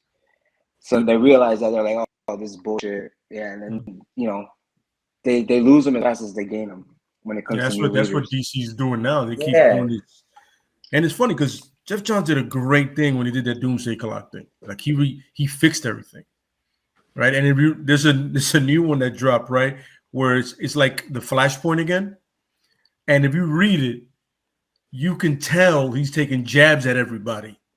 Also, I'm like, yo, why are you doing this again? I fixed everything for you guys. I literally fixed it all. What are we doing? You guys get a chance to read it. It's really good. But it's that moment where like, yo, New 52, I was like, what happened to Crisis? You just had a crisis. Why is everything a crisis with you guys? It reminds me of wrestling. Reverse. Like DC. Yes. It reminds me of wrestling, reminds like me of wrestling. WWE. Like like you said, a new 52. They basically booked themselves in the corner by setting a 5-year stamp. Like Absolutely. So hold on, Batman's been around for 5 years, and in that 5-year span, we've got Nightwing, we've got Red Robin, we've got Red Hood. All those events happen. Damian is fucking 10 years old, and you're telling me that this all happened within 5 years. It didn't make any sense. Yeah, it's just it's funny because I want to give DC the benefit of the doubt because they come out with great stuff, but right now, that Dark Knight's honestly, the best thing they've come out with, and I told Dream this, the Deceased. It's an Elseworld thing. It's a zombie thing. It's awesome. To me, it's great. To me, it's awesome. Tell me about that. And to me, that's probably the best thing I've read in a long time from them because usually DC's Elseworld stuff now is a lot of times better than whatever they're doing in the mainstream. You know what I mean? It's usually nowadays because they're not starting over. They're just that thing goes on and then they start something else that has nothing to do with that. You know what I mean? It doesn't restart anything. It just goes somewhere else. You know what I'm saying? It's because they're not handcuffed to anything. No, they're not. Exactly. It's a weird from the last couple of years where I've been, watching the trend of what Marvel and DC's doing. Mm-hmm. It's a weird space where the hardcore fans, the people who report themselves to be hardcore fans, they don't want the characters to change. But we need new characters to bring in new readers. But every time you do something to bring in new readers, you do another like issue 1 comic, you mess up this secret underworld shit where all the comic books are worth something and you depreciate the value of them. So then the people who buy them just for the money, they leave. You don't innovate, so no new people come in. The little bit of innovation you do, you alienate the fans that have been there for so long. That's where you just go round and round and round with trying to figure out what the fuck's going on. You pissing off everybody. Right.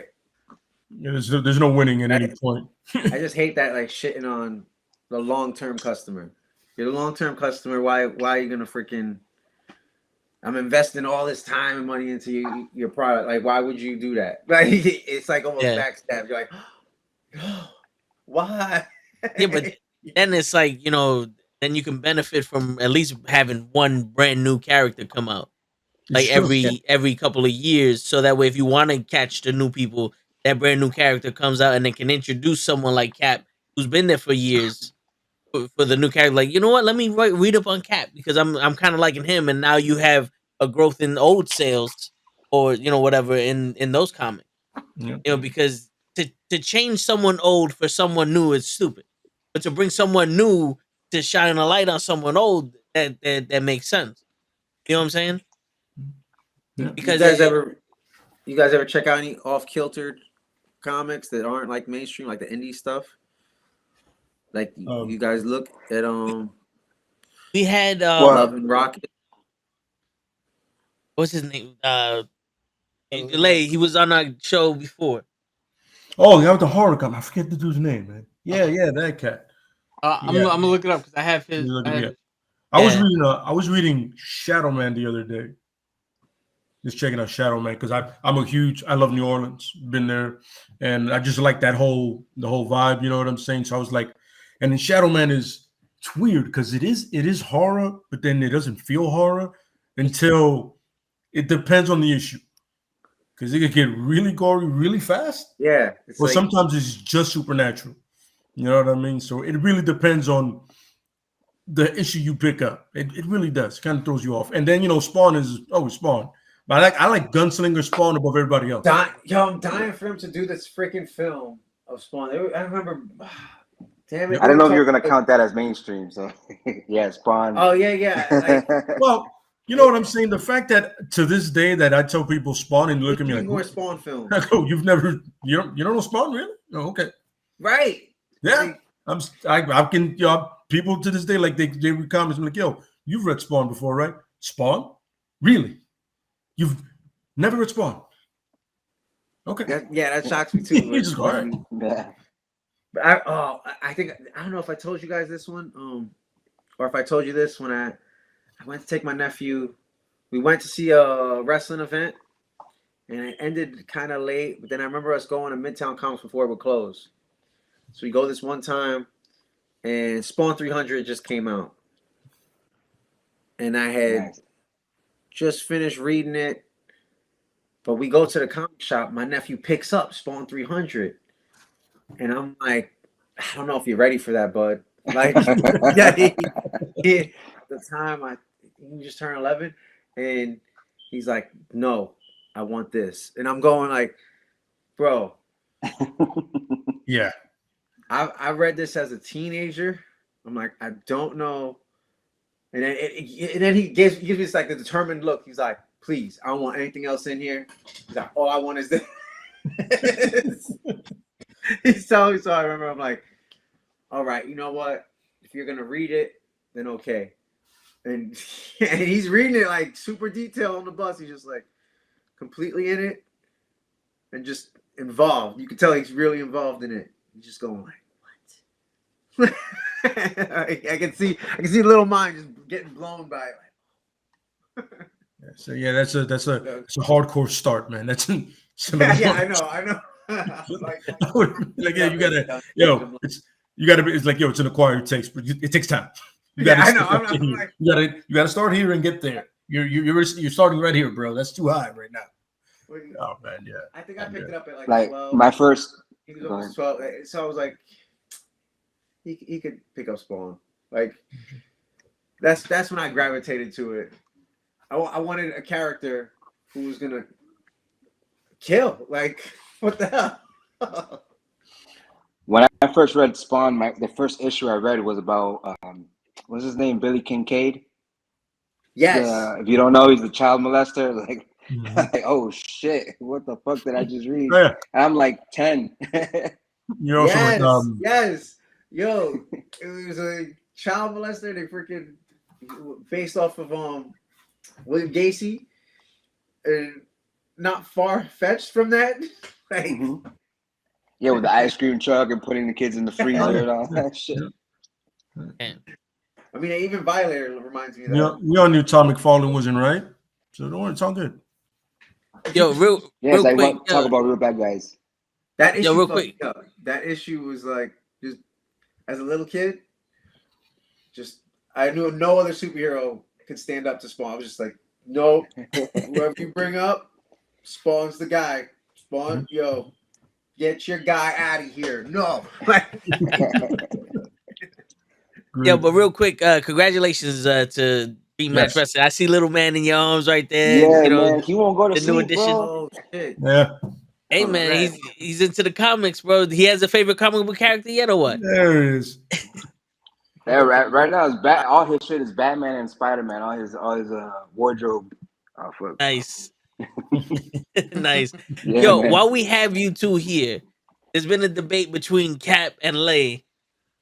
What decision was worse? Peter Quill punching Thanos or Sylvie killing Kang? Wait, say that again? Who made the biggest mistake? Peter Quill punching Thanos when they almost had the gauntlet off of him, or Sylvie killing Kang? You know, to reset the multiverse. Who's the bigger asshole? You want me to go while you think about it? Yeah, you can go ahead. Here's my thing. I'm thinking Peter Quill because Doctor Strange started. He went through what was it, millions and millions of scenarios of where they would win, and they only won once. So you mean to tell me, out of all these scenarios, Peter Quill made the same mistake all those times? Like, that was the only reason why they didn't beat him right there in the moment. Like, yo, how many? You mean to tell me he fucked up that many times? He's that much of an idiot in a million multiverses, in a million different scenarios. He's that much of an asshole. Damn, I'm gonna agree with that. Then I'm also thinking of the writing perspective of like, I bet they wrote themselves into a corner. Like, you write yourself into a corner, and then you're like, "Fuck, how do I get out of this?" And you do all this cool shit. Then you get to this moment, and you're like, "I've got this amount of time." Like, what? Here's the thing. To Look, wrap in, it? Monday morning quarterback from, the Yeah. smart mark sitting in the stands there. So you have Quill punch him in the face, right? And then everybody in the world goes, "What the fuck is he doing?" When you could have just had, you were zoomed in on the gauntlet, right? Mantis is on his brain. You could have had the mind. What stone did he have? The power stone. Flare up. Yeah, I didn't get that. And then Like, boom, he takes her out. Just to show that he has so much control over it that even when he's being controlled, he still can access the power. That would have further emphasized, how are we gonna stop this dude? Because we had him, and he still was too strong for us. That would have further emphasized that moment, and that would have saved Peter Quill. Because right after that, Peter would have been justified, and well, I gotta hit him now. I mean, we tried. We're just back to fighting him, and you Right. could have had it both, and that would have been it. Something I thought about is like, the Soul Stone, right? He had to sacrifice Gamora to get the Soul Stone, right? So they would have been able to get the gauntlet out of Thanos. I think, is there like a return? Like, how many days do I have to return this Soul Stone? Do I get like my Gamora back if I return this stone to I you? agree. Do I have like a 30-day return, 90 days? What can I get store credit to get Gamora back? Yeah, everything has a policy, so we gotta have Yeah. a. Yeah, The there's only gotta be reason a I say policy, is it's a Sil. What's your name? Sylvie. Sylvie. Douchebag. Her is because when She's a is beautiful saying, woman. You get her name right. Yeah, when Loki is saying, "Let's think about this," the man just told us there's people worse than him. Loki's your voice of reasoning. Loki, really? The God of Mischief is the guy thinking, "Hold up, let's hear him out. Give it a minute before we do anything stupid." He's telling us not to. How often do the villains warn you not to do something? We probably should listen to this guy. You know what I'm saying? If your voice of reason is the guy that makes reasoning not happen, Loki is literally the cause of all problems. And he's telling you, maybe we shouldn't do this. That guy's telling you not to do something, you probably shouldn't do it. That's what I'm saying. Not to rehash this unreasonable asshole on God's green earth goes, yo, don't do this. Yeah, but that's exactly why. But the right decision, even made in a selfish way, is not just the right decision. Right. So Loki's not still listening to the villain and the guy that doesn't trust anybody and always makes the wrong choice, it's the right choice. But hold on, would he still have made the choice if Kang didn't promise to give Loki the power? But he wouldn't have made that choice. But you can't. I mean, doing the right thing for the wrong reasons is still wrong. Yep. Well, don't worry about it. Everybody's gonna find out all together. You know what I'm saying? What, May 6th? And then right there, I'm gonna do checkmate and go. You see, Kang leads to worse. 8 Kangs is gonna be terrible for everybody. Hey, yo, we never know. We might have this new discussion with fucking Doctor Strange or with Doctor Strange fucked up. I want to see that latest Doctor Strange fucked up. Scarlet Witch with the multiverse of madness. That like Sylvie may have done nothing compared to what they're about to do. Yeah, who knows? Who knows what kind of shit they're gonna put? It's gonna be interesting. It's gonna be interesting. You know what I'm saying? But yeah, no. I mean, Doctor Strange was already playing with fire in Spider-Man. Yep. This is true. This is true. Was. And I just really hope they keep continually going down that psychedelic route with Doctor Strange, because in the comics, there's so many like wild patterns, psychedelic shit where you you just think in Doctor Strange, you're going like, what were they on? What were you doing while creating this? Like, LSD. Gotta be. Oh yeah, that's solid. Yeah, absolutely. no, but you got like Steve Ditko is such a straight laced guy, so. I mean, it was probably a dude who was straight laced, and then he went to a club with somebody, and then LSD. Yo, you know what happened? Steve Ditko was probably invited to like the Playboy Mansion or something. Saw somebody in LSD, and just sat down and listened to him, and was like, "That's a good idea. I'm gonna take that one." And just Possibly, I mean, you steal like an artist, and you can go far. Yeah. especially with somebody who's high out of their mind and don't know what the hell you're doing. I mean, seriously, same thing. How do you come up with Moon Knight? You can't be all together to come up with Moon Knight. The It's covers, pretty random. the covers to Moon Knight, Khonshu, 3 personalities, maybe 7. the covers to Moon Knight are freaking shocking. And the dude is in all white Really and fights good. crime. Yeah, With a hood on A it. little looks great on masochist the- With a there. white hood on his head. Mm. Yeah, right. A little bit of a masochist there. Like abuse. right. I don't know. It's weird. It's weird. Have you guys enjoyed the show? Cover. Yo, there was one I cover. only saw of the Moon first. Knight I only saw the recently. first episode. Oh, okay. I'm not gonna. Right. Continually going down the hole. What was But the that? production level looks freaking amazing on how much money is getting pumped into these freaking things, man. No, for real. Well, It's it's sparing no expense. Think about if Moon Knight would have came out, what, 20 years ago, 15 years ago, 10 years ago. it would have like Play 21 right Jump on Street screen. somewhere. Right? It's not going to play right on screen. Hmm. it's gonna be like Ghost Rider. Ghost Rider didn't play right. They spent so much money on his head that they couldn't have a fight scene. Just I don't like remembering that movie. Galactus and Fantastic Four. He was a cloud. The cloud? Yeah. I remember when the Surfer said Galactus, and I'm like, that's Parallax. Parallax is also a cloud. Yeah. Is that the same guy? Yeah, just clouds are. Yo, that movie was ahead of its time. We need somebody to remake it shot for shot, but just add one character who looks up and goes, "Everything gets uploaded to the cloud." What's up, RKH? We got the call up in the building. I'm not gonna lie to you, just not a fan. Not a fan at all.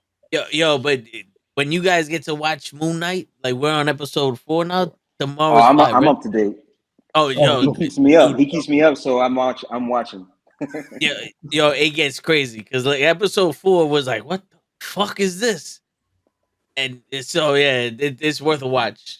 Just when you I get don't know a if it was chance. last week or the week before that I mentioned. I was watching y'all and I put it on the comments. I'm like, could we possibly get Ramatet in this series? And then someone noticed it on YouTube. I forgot which channel. I think is New Rockstars or Screen Cush. They mentioned it that one of the bad guys, one of I think it was episode 2. They were in Egypt. He has Ramatet on the back of his jacket. So I just read that they might retcon the Ramen Tut thing and make it so that Kang was actually Alexander the Great. It's funny because I was thinking that too. Yeah. Yeah, in a bunch of the books, Kang is a lot like Vandal Savage in ways. He's in history everywhere. Yeah, because he time travels and Vandal Savages live forever. He's kind of like you can use those guys to be anybody at any point. They're a great reshaping tool for anything. You know what I'm saying? And then Kang, like you said, Kang is already in this thing. You know what I'm saying? Because Sylvie fucked up. You know what I'm saying? Just throw it out there. And the dude from the Eternals, he's been his great grandfather, his great grandfather, his grandfather.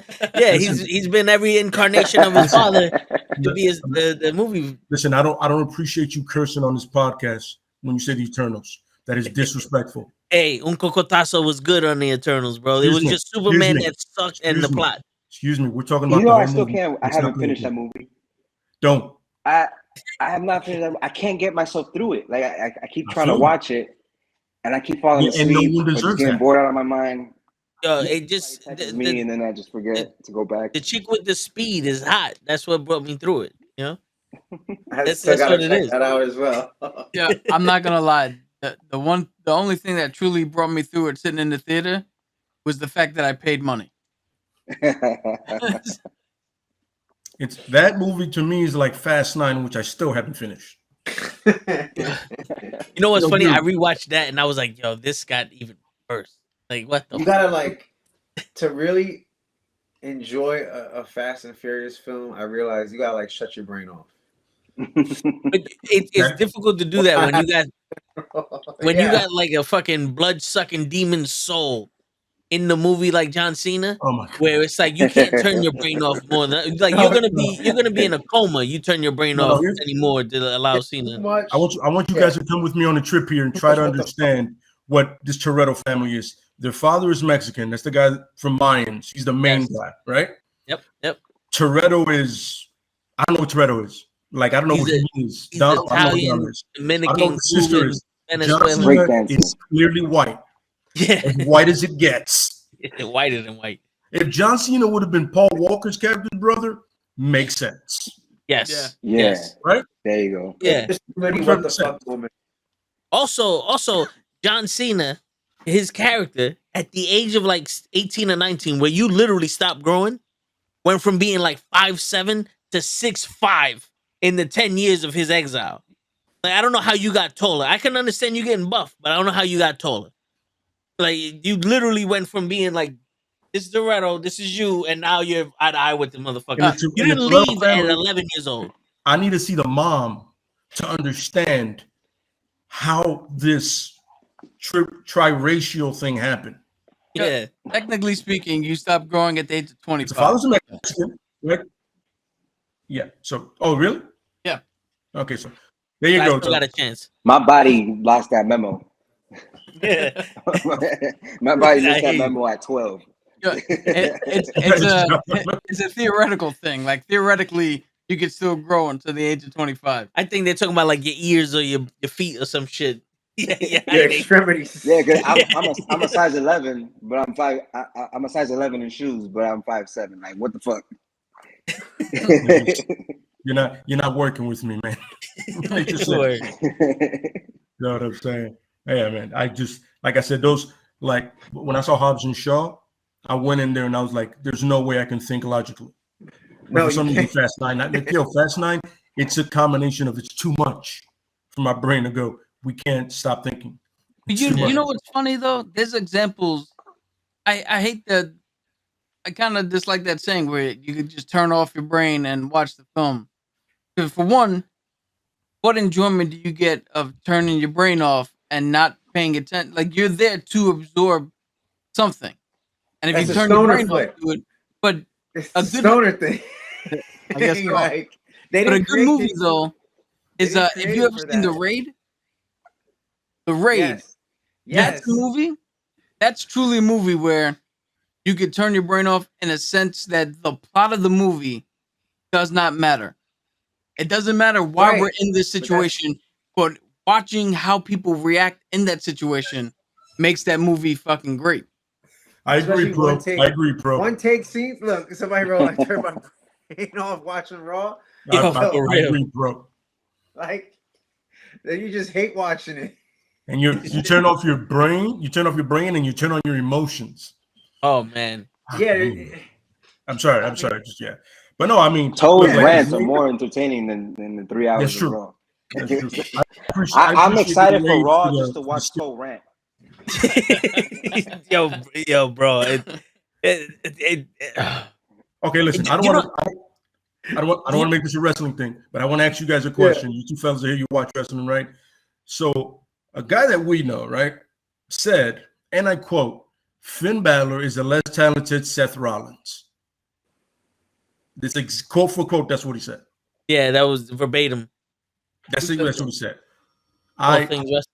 I wish I could have turned off my brain for that because I can't. Who I said that? I wish I could turn off my brain for that. I wish I could turn off my ears for that. Who said that? It's a guy's with one of our chats with us, and he's done a couple of those wrestling to us. He said it, and I was like, I'm sorry. What? Yo, you do realize without Balor, there is no Seth in a sense. Yeah, Finn Here's the thing. Balor. you get the sense immediately off of him that if he wasn't wrestling, he'd be in Broadway or something. Like the dude is just extremely fucking talented. Like Yeah. Yo, You- he's so good. He makes you forget that his character is basically white guy who smiles. Yep. is what? His character is just white guy who smiles. But he's so good in the ring that you forget about the stupid character and you're like, yo, this dude is fucking amazing. Yeah. Finn Balor walks around and does this, and the rest of the crowd does it. Seth Right. Rollins is literally trying to direct the crowd to sing his song, and they're like, "No, my man, we don't like your fucking song." Yeah. Like, Yeah, but like, let's that's- be honest. If there was no Seth Rollins, what would be missing in wrestling? You Nothing. can make the argument nothing. If there was no Finn Balor, we possibly would have never. We definitely would have never gotten Bullet Club, Well, I like which would never have led to Kenny Omega versus Tyler Black. Okada, which would have Mhm. never led to may have never led to AEW. AEW may have never existed if it wasn't for Finn Balor. Absolutely. I agree. Absolutely.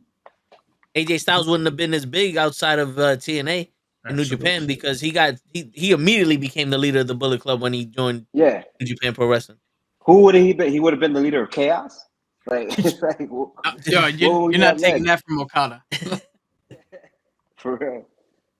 Yeah, that's what I'm saying. When it was one of those things where we're like, what?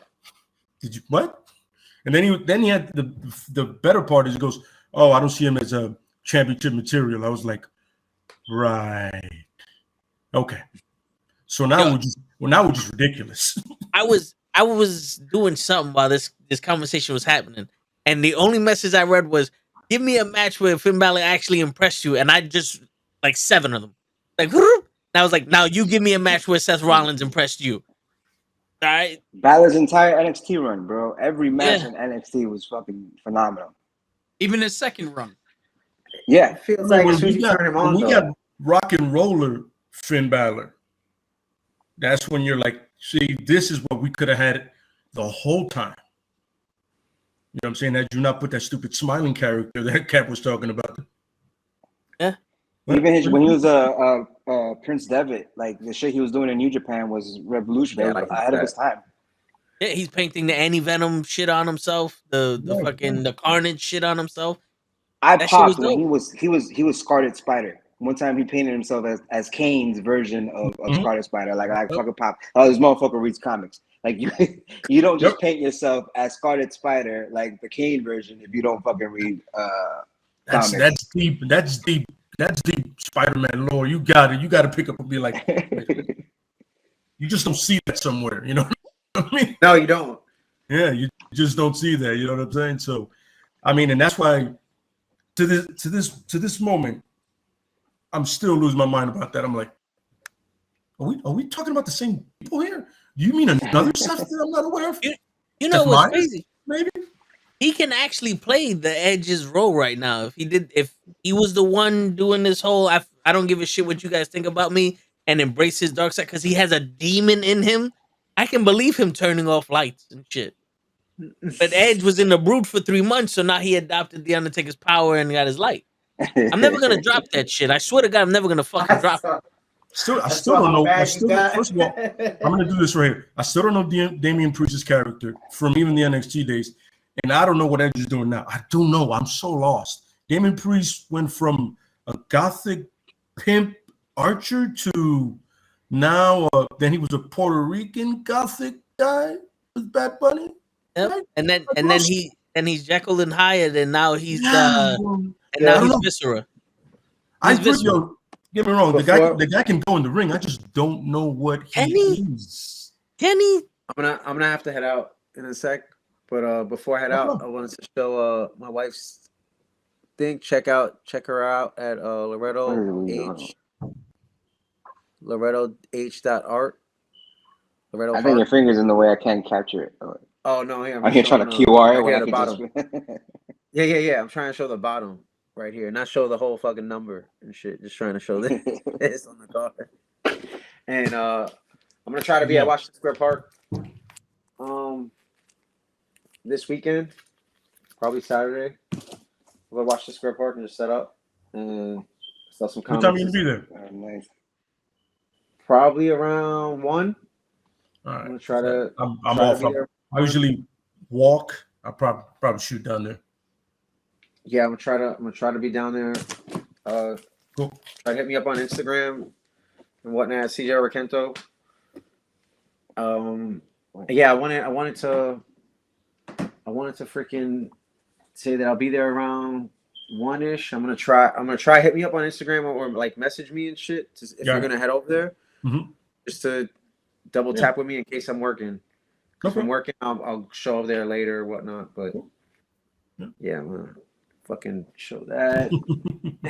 Stickers. Oh, let me show you one of the pages. Since before I head out, I'll show you one of the pages actually I was working on. This is me going to getting choked by the main villain over here with a chain, right? And then it's like being buried alive, and this is what the villains are saying. Like, fuck you, old man. Die slow, you old fart. And there I am in a casket. And there I was. And you swole, bro. Exactly, right? if it's your story, you got to put yourself over. You know? Nobody else is gonna, right? So for real.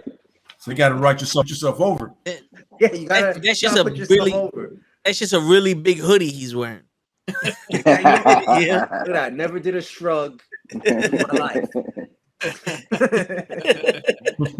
Hey, before you go, are you Chilean? No, my wife's Chilean. So that's why I got the flag over here. Same here. Same story here. My wife is Chilean. That makes my son half Chilean. Oh, Nice. that's freaking awesome. That's beautiful, bro. That's Yo, awesome. I can't understand shit her family says, but I love them. Have you ever had a conversation with a real Chilean, like in Spanish? You can't understand what the fuck they're saying. Y'all gotta meet with my wife and freaking I'll have her on here one of these days. She could talk about her artwork. Hey man, she's more than welcome to. More than welcome. Anytime, Thank brother. you. Thank you guys. Hey, thank you for dropping by, bro. Peace, bro. Nice meeting you. Nice meeting you too. Yeah, man. When people speak to me in Spanish and I can't understand them, I assume they're either saying I'm cute or they're offering me food. It doesn't matter. They could be yelling. They'll be like, "Yo, you right?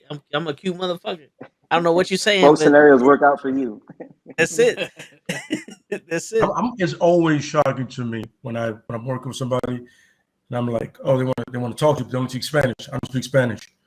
But your last name is Martinez. What?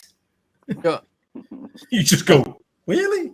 this is the story from most of the people that I know, Puerto Ricans growing up in New York. It all started with the first person to come over from Puerto Rico saw how much everybody was struggling because they didn't know English. So from that point on, everybody spoke English, so you don't struggle. But then you lose the Spanish part, and now we just. Cause the story we heard from like my uncle and that is like his father was like, I don't want my kids to seem stupid because all of his friends that came over from Puerto Rico know that all they do is speak Spanish and they're like 9-10 years old in the second grade. It's like, so he'll learn Spanish down the line. And the story we had that like I don't speak Spanish is because my pops tried to teach us Spanish and my mom goes, that's not how you say it. He goes, well, fuck it, I know English. And that was it. And never again, never again will we And talk. you got to see, my dad's born and raised in Puerto Rico. Spanish is his first language. And since that day, he does not speak Spanish. Wow. Even when we went back down to Puerto Rico, he still was only English, as if he didn't know what was going on. Word. Oh man, that's classic. That's crazy. All right, so I'm gonna ask Dream before I lose my mind because it boggles me because to me it's both. It's outside my house when I was growing up, it's English. Inside, Spanish. English gets even tapped in there. They're also like, don't speak that shit. Good call. My bad. Let me get back to where I was coming from. But we're talking. Well, you know what the topic is? It's what makes a comic book character great. What makes them good. What what makes them, he or she, it everlasting? You know what I mean? Is it the writing? Is it possibly stuff like the MCU, the DCU, animation? You know what I mean? What did what is it the thing that makes them? Is it the way somebody writes them, or even the artist, the gentleman that was here, Chris said, the way they draw them? What is it that makes them memorable? You know, in your opinion, and what are some that to you, no matter what, you're always going to remember? So to me, I think that's why it resonates comics and wrestling so much, because to me, comic book characters is very similar to pro wrestlers. They could be super talented, they could be awesome, but it's all about the way you book them, right? So the same thing with comic book characters is really the way you book them, the writer that they have behind them, the story that they're building around them. To me, what makes a comic book character great, and I guess I don't know if I'm the right person to ask for comic book characters, because I guess I'm just just like me picking out role models. I don't have the best choice in role model, the best choice in comic book characters, because my favorite comic book characters are all the most damaged people. Like Deadpool is my favorite character. He's damaged as fuck. Um, and I was talking about Kane, Scarlet Spider. He's my favorite Spider-Man because he's damaged as fuck. I loved when he was Scarlet Spider. Like there's just the story behind him being a clone and being the most fucked up clone, you know, all scarred up and damaged and being killed and revived so many times, and he's completely mentally fucked. Um, Flash Thompson is like my favorite version of Venom because it's a guy that was a fucked up human being, like being a bully and shit because his dad used to beat the shit out of him, and decides to be good, goes to the army, loses his legs, you know, and then he turns into an alcoholic. So he's got all these problems, but deep down at the end of the day, they're trying to do good. They're trying to be the best versions of themselves, no matter how fucked they are mentally, physically. Like they've got all these problems, but they're still trying to be the best version of themselves that they can. Sure. As opposed to someone like Superman, like, yo, like you've got it all going for you. Batman, like you can say Batman is like fucked up, but yo, you rich. Get the fuck out of here. Like, get over it. Your parents died when you were a kid. Okay, you can get over it. But you know, oh, and then I forgot to mention Red Hood. He's another one of my favorite characters. Because I mean, I like Batman. Don't get me wrong, but what I like more about Batman is the supporting cast Yeah. around Batman. I like all the Robin stories. I like Nightwing. I like Red Hood. I like Batwoman even. So yeah, I find all those characters very interesting. It's funny, yeah. It's like we were saying the same thing. It's everybody can relate to. You know, Cap has Cap, all puns intended. Green Lantern for the reasons. You know, Toe has the Hulk, the Thing. You know what I mean? Punisher, Red Hood, myself. You know what I'm saying? Wolverine. Like, you know, it's just these guys that everything that's wrong with them, you can see it in yourself, but you can also see the way you react, the way they react. You're like, some Deadpool is humor, clearly. You know what I mean? Nothing is serious to him. Nothing is ever serious. He has a daughter now. He even taking that seriously. He doesn't take that two serious. daughters. Yeah, two daughters. You're right. There's no seriousness in it. Everything's a joke. You know what I'm saying? Then you have the Hulk. Just wants to be left alone. Yep. But nobody gets that. Thunderbolt Ross doesn't understand. Leave me alone.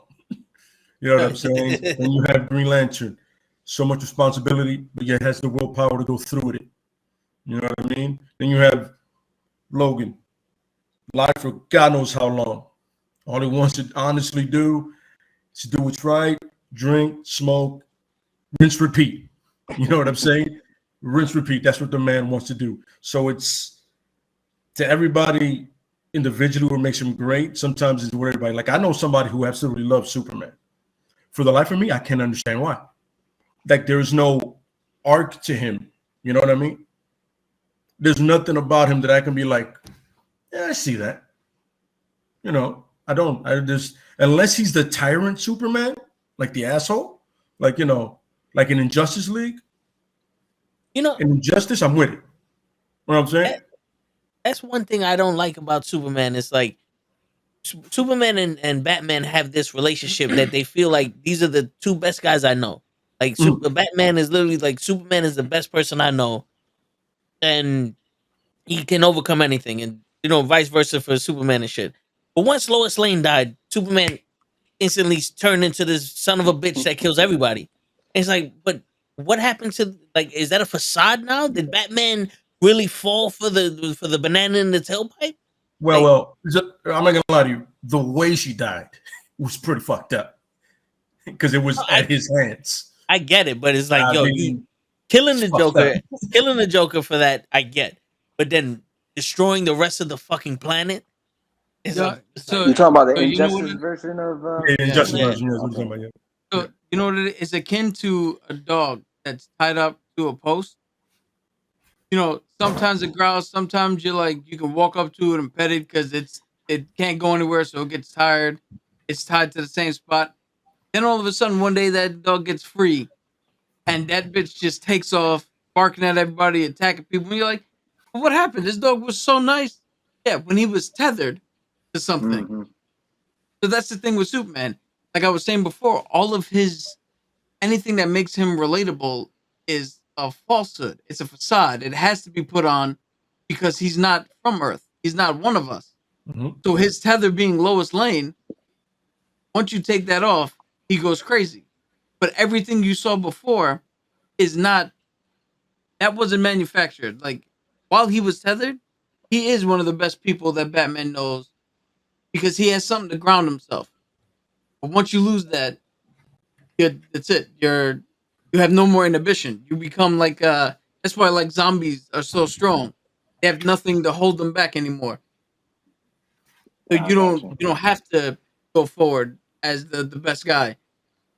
But when you're tethered, that brings out something to you.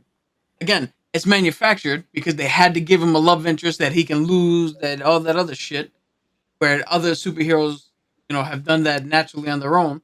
Mm-hmm. But that's what it is with him. That's why you gotta respect Captain America. I didn't mention him as one of my favorite characters, but he's someone you would see as a role model, as he's like the best kind of human being. Like no matter what, it's always about doing the good, doing the ultimate good. He's one of those even when he died at the end of Civil War, he was on the right side. He knew he was on the right side, but he saw the damage that it was doing and said, you know what? Me being right in this moment is not worth everybody else that's on my side losing their life or being harmed. So I'm going to do the actual right thing. Turn myself over. Let's sign this. Let's end this.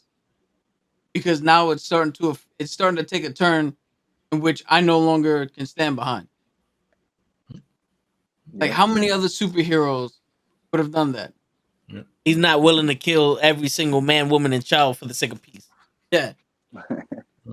Funny, even after he got shot, he was like protect the people to Sharon Carter. Oh, because it's gonna be a Cena bashing, right? Yo, tell him the video that I sent you, bro. Oh, I showed it to him. But I saw that. That was dope. Yeah, that was dope. I was like, it's on repeat on Toe now. She's gonna watch it all the time now. Oh yeah. Oh, of course, of course. Yeah, it's gonna be awesome. Yeah, it's gonna be awesome. Yeah, that's hilarious, man. But yeah, man, it's that thing. You know what I mean? It's just I don't know. It's weird because I can read all the comics and have all my favorite ones over and over, and I get tired of it. It's really weird. I should get tired of every Punisher book that I have. Nope. Not even a little bit. You know what I mean? And the same thing with Logan. I can't. You know what I mean? How do you feel when Logan was dead for 5 years? The more damaged they are, the better off I am. Which is fucked up in a sense. No, you know what it is? All that the damage and the baggage and all that just adds layers of depth to which you can either connect to or watch somebody get out of a struggle or what. It's a lot more compelling than somebody who's just I'm this and that's it. That's all I do. Yeah. And that conflict is needed. and it also allows you to tap into that like deep dark fear of potentially being that. You know what I'm saying? Because like when you're damaged and all that other shit, like yeah, Flash Thompson went through all that shit and he has all this emotional pain, but you may have emotional pain just as much as him, so you can Sympathize. sympathize with what he's going through and shit, but not Yeah. necessarily go through what he's going through. Like you You could know, be in yeah. a dark place and see someone else that's worse off going through it, and like, you know what, I get you, bro. And then it's a way to connect with someone who's not really there, but it's still you don't have to fall that deep into a hole Yeah. to get to where Yeah. he's at. By you read it and like, all right, I could see him and then go on with your day. It's like I mentioned, Ghost Rider is one of my favorite characters. He's got like a reverse reason why I like him. He's a cautionary tale because everybody at some point is like, yo, let me make that deal with the devil Yeah. and just sign there to take an easy way out or get some shit.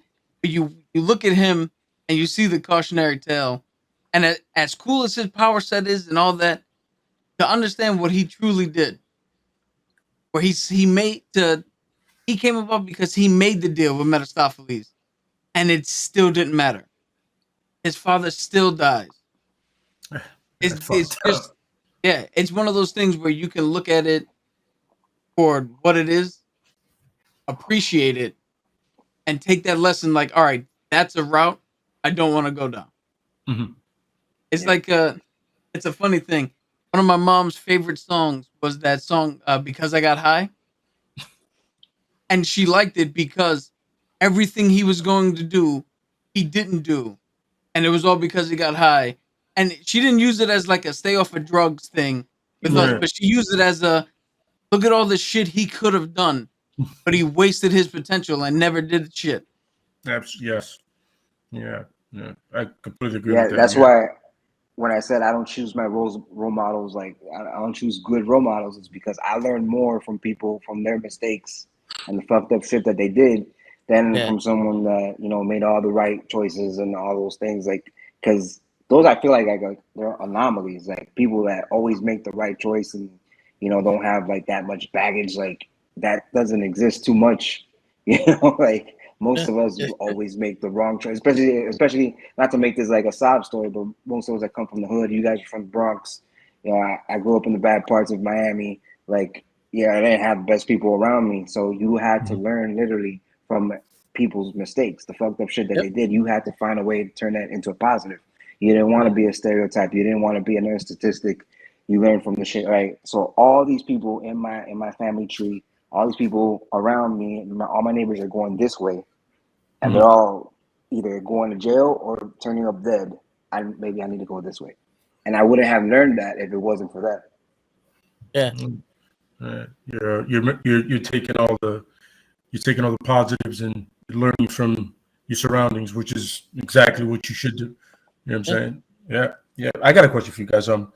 Now we're talking about makes hero great. Now, what heroes or villains or whatever? Because I mean both of them, both sides. Villains too. You know what I mean? You can Yeah. go away with it.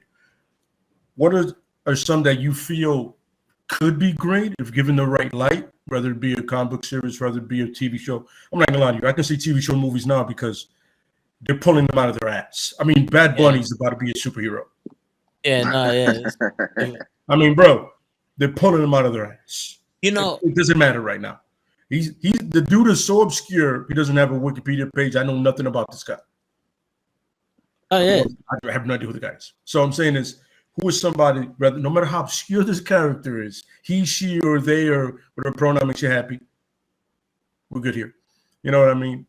I'm asking all three of you fellas. I well, have two, but yeah. For hoping nobody me, steals them. like I knew a little bit about him because of Cap, but I took a deep dive into him because of one of the episodes that we did a couple weeks ago. But I honestly think one of the best characters to show in a movie or in a TV series would be Doctor Doom. I think Doctor Doom has so much to him that it to shoot that out in like a TV series would Mhm, be like crazy because like just hearing his story, mhm, I visualized it and I connected with it, and it was like My man went from this to this to this to this to this, and then became one of the greatest rulers in the history of the world. It was like this guy went full circle everywhere. Like he did everything, and to see that, it's like, yo, I think that would be dope. As opposed to like a fucking Spider Man who he has all these powers, he's smart, but he's just fighting the same bad guy over and over again. You know what I'm saying? Like Doctor Doom went on journeys. Like he fought the devil with Doctor Strange. He could have been the Sorcerer Supreme. Like He was, he ruled the country, he ruled the world, he ruled he was a Asgard. god like 8 times already. Yeah, you know, like his like the level of his intelligence Yeah. and the story that he was like he's half like witch or some shit. He can control magic and science, and that merges those two together. To me, it's like it's so complex that it would be so interesting with what you can do, because you have pretty much you have Iron Man, Doctor Strange, fucking almost like a Moon Knight all in one, because he had to make a deal with the devil to get his mom back. You know, like because it was one of those like he had to be Sorcerer Supreme to get the power to fight the devil, but the devil was like, as though if you can beat me, you'll get your mom back. And then he had to go get Doctor Strange to help him. So you know, he had that god that he had to be beholden to, or whatever the fuck case may be. You know what I'm saying? And then he has the suit, which has a particular type of metal with like Iron Man, and he has magic. You know what I'm saying? So I think that that in itself would be fucking interesting as shit to watch.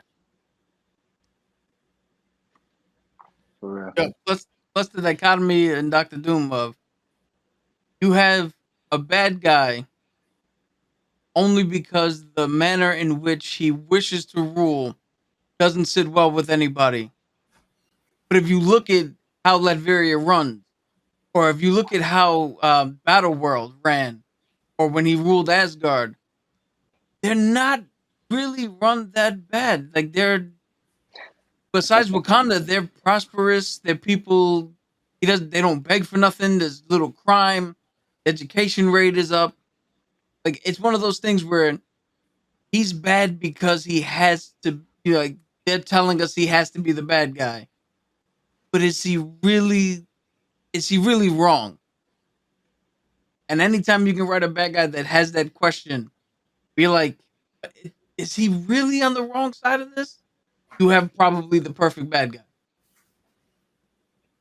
Yeah. Yep. Dream? Yeah, to me, man, like I like someone like Spawn. We were talking about him earlier.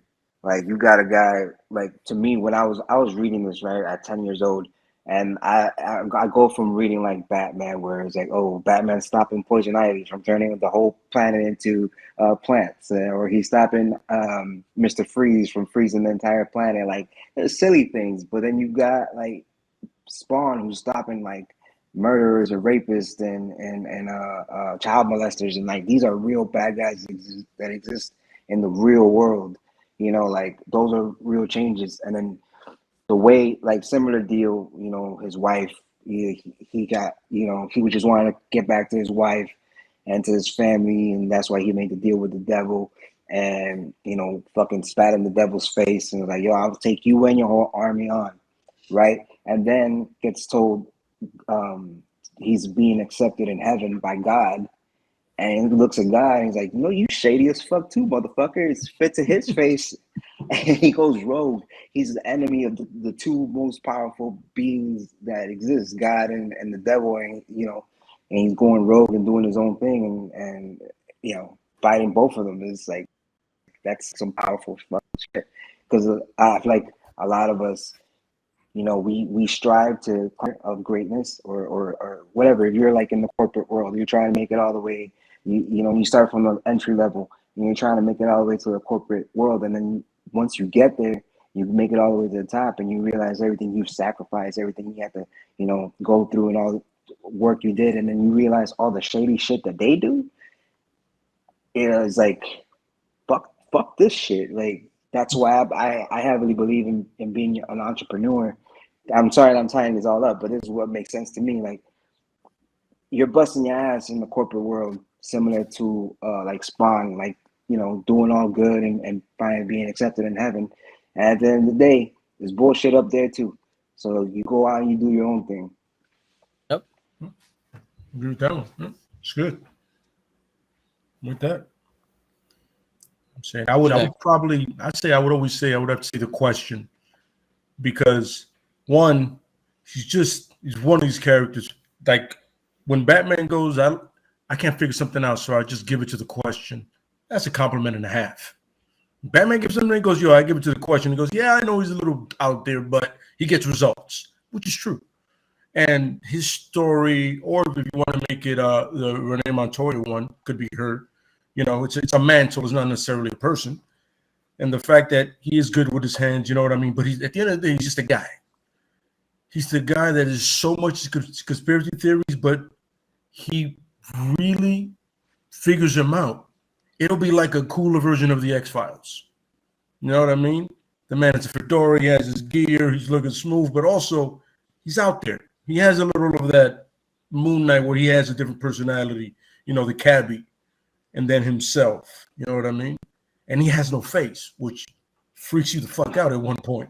You're just like, all right, that's weird. But I would just want to see good detective shit. And I think a guy like that, you give him an HBO Max or a show like that, I think he can really have something interesting. You know what I mean? You make it 5 seasons, don't overdo it. Like a lot of people do. And I think it'd be gold, man. You know what I'm saying? And then you have some characters that are not really that big come in and out. Maybe you have a Blue Beetle, a Booster Gold, or somebody like that. You know what I'm saying? You have somebody like Speedy, not Green Arrow, Speedy. You know what I mean? Just these characters that you normally wouldn't see somewhere. You know what I mean? And I think, just maybe the Huntress. Like the biggest he could probably get is a Robin. Or he maybe hits up Oracle on some, listen, I just need a little information. I need to know where I'm headed. But nothing to the point where you see Batman there, or Superman. Like he'll mention them. He goes, I really don't like working with those guys. Why? They're too big for the britches. I like to stay low to the ground, to the people. You know what I mean? So I think something like that. I'm saying. I will tout forever the Green Hornet. Yes. And the show back in the 60s with Van Williams and Bruce Lee, they touched on something that could have been special. Seth didn't grasp the concept. He didn't know what the fuck we had. But a character that could show a different side of vigilantism, where he's not going out there and beating the shit out of the gangs. He's going out there and running it. He's going out there and be like, yo, all this shit is mine. And then turn to the DA and be like, yo, here's where everybody's set up. Goes out there, acts like he's going to get caught with him, fights his way out, keeps his credibility up. Like, it's Breaking Bad if Walter White was working with his brother-in-law, who was the DA agent. I think. I haven't seen Breaking Bad. No, yeah. So I think it's DA. But that could be phenomenal. Plus, you got Kato, who's representation without it being forced or without people being all fucking weird about it. He's been like that. He's been an Asian man. You make him an Asian woman, you do whatever, and it's been like that the entire time. Mm-hmm. Yeah. I mean, I see no problem with that. That would make it's funny in the time we have now. Either one of those would work. You know what I mean? Because the world is very it's not very optimistic now. It's very the complete opposite of it. That would fit in perfectly to something like that. You know what I mean? And conspiracy theories, they just announce UFOs and shit like that. The question is on that. And then everybody with the crime and stuff, it would be perfect for the Hornet. You know what I mean? And then Dr. Doom, I mean, everybody's with this Ukraine shit talking about how do you run a country. Fits in. It can literally, in the background playing, it goes, this is why you don't let certain people run countries. But I can. Yep. Is their life very not thriving? You know what I'm saying? Yo, so question for you guys. What character did you not know too much about, but you saw him on TV or in a movie and you were like, yo, what the fuck is this? But then when you actually went into like the origin of some shit, you was like, yo, this is a badass character. For me, it would be Iron Fist. You know, because I liked Iron Fist, but I wasn't too sure about who he was. And then I saw the TV show, and I'm like, let me see exactly what he is. And then I saw, I was like, all right, nothing like the TV show. I fell in love with the character when I saw the comic book origin of it. So it's like, who's someone that you guys seen something like that? Damn. I'm trying to think. It's a hard question for me to answer since I started with the comics. So there's not too many. There's not too many things that I saw first because it weren't out first. I guess Yeah, I the get one you. I would have to say is probably the Phantom, because they had that Billy Zane Okay. movie, and then you read them and you're like, oh, this dude is actually fucking legit. He's an old school. He's an old school character from the 1920s and 30s. It's a lineage thing. It's passed down, kind of like the Black Panther. Like there's the whole thing with the ring and all of his weaponry and why he fights and why he wears that costume. Like it's all pretty cool, and it stems from the pulp comic days. So I guess that'll be the only one I can think of. Yeah, if you mentioned who you saw like on screen, I like similar to Cap, like most of the stuff I already read in comics, so it's I didn't get introduced to them because of the show. But I'll say Moon Knight actually has me reading Moon Knight comics because I was never really into Moon Knight. Like I didn't dive in too deep into getting to know the character. But then from the TV show and hearing it on the podcast, I'm like, and then I think I already knew this, but it wasn't that common to me that all his personalities weren't. He did have a identity disorder. They weren't. Fuck. What do you call it? Secret identities. Well, they they weren't like little secret identities Like of his. personas? 'Cause I think that's originally what they had. Yeah. Like 20, 30 years ago. Originally, they were just secret identities. Bro, what's the word? I'm losing the word of what you call somebody's other alter ego. Yeah, there you Like go. his personas? Oh, The his alter persona ego. Yeah, and or the alter egos. They weren't just alter egos. Like he literally thought he's those people. So I find that really fucking interesting. Now as an adult. a little hidden fact. If you go back and watch any of the Moon Knight episodes, if you see anything that has like a scan QR code on screen, scan it. It actually leads you to a comic issue. They put that little Easter egg in there. Oh, So you could scan them and read an issue. I always thought that. So I always kept saying to myself, like, yo, so many people are into the MCU, right? And all these people go to watch comic book movies, and like none of the comic book companies like, take advantage of that. Like I always thought, like, yo, if you're gonna go see a movie, have like a free digital comic wherever you purchase of a ticket or something, or like on screen, like when Marvel started doing the Marvel AR shit and you see the little AR code and you can scan it on the comic and it animates. Like, yo, what if they did that in a movie? That some scene in the movie, something pops up that you can take a picture of on your phone. Like, that's cool that they're finally doing that shit. I'm gonna check it out now. I'm gonna rewatch the fucking show. It, there's at least two of them that I know of. There's the first one in the museum. I think when he's talking to like the little girl, there's a QR code there. And then the first time he shows up in the storage facility, there's a QR code there. That's fucking dope. That's really cool. I'd probably say Deathstroke. Yeah, Deathstroke. I I saw that Teen Titan thing. And I saw Slade, and I was like, why does the name sound so familiar? And then I started looking him up, and I realized everything about him. Wintergreen, his wife shot him in the eye. His son Jericho, his daughter Rose, but just a mercenary with a fucked up family life. And I was like, I can read this guy. And I just became a fan ever since, man. It's like really, really big on Deathstroke. So, what I'm saying? That's another guy that could definitely have a great show if you give him a show. He's a fucking mercenary, for the love of God. Yeah. She'll go all around the world if you wanted to, if you do it right. You're smart. Yeah. So, and he kills, so just, keeps it interesting. Yeah, I think Odin could have like a good series, like a young Odin before Thor was born. Shit, like the rise of Odin. You could have it in a sense of Odin and his father, because his father was apparently a Yeah, piece of fucking work. You know what I'm saying? I don't know. Apparently his father was a real dick. Like there's a Oh, issue where Thor fights his grandfather, and it's a battle, son. It's a battle. It's a younger one I version of his just thought, grandfather. But it's a battle. one that I just thought about, and they would have to make this like in a what if, like an animated version to Mhm. pull this off.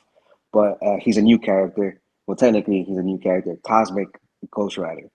When I Oh read yeah. that and he came out in the Thanos comic book series, Ghost Mhm. Rider right? I'm trying 2099. to yeah. Thanos goes in the future to face his older self, and I think Cosmic Ghost Rider was like his herald or some shit like that. That's how they introduced Cosmic Ghost Rider. It turns out to be Frank Castle. I was like, bro, that shit blew Yeah. my mind.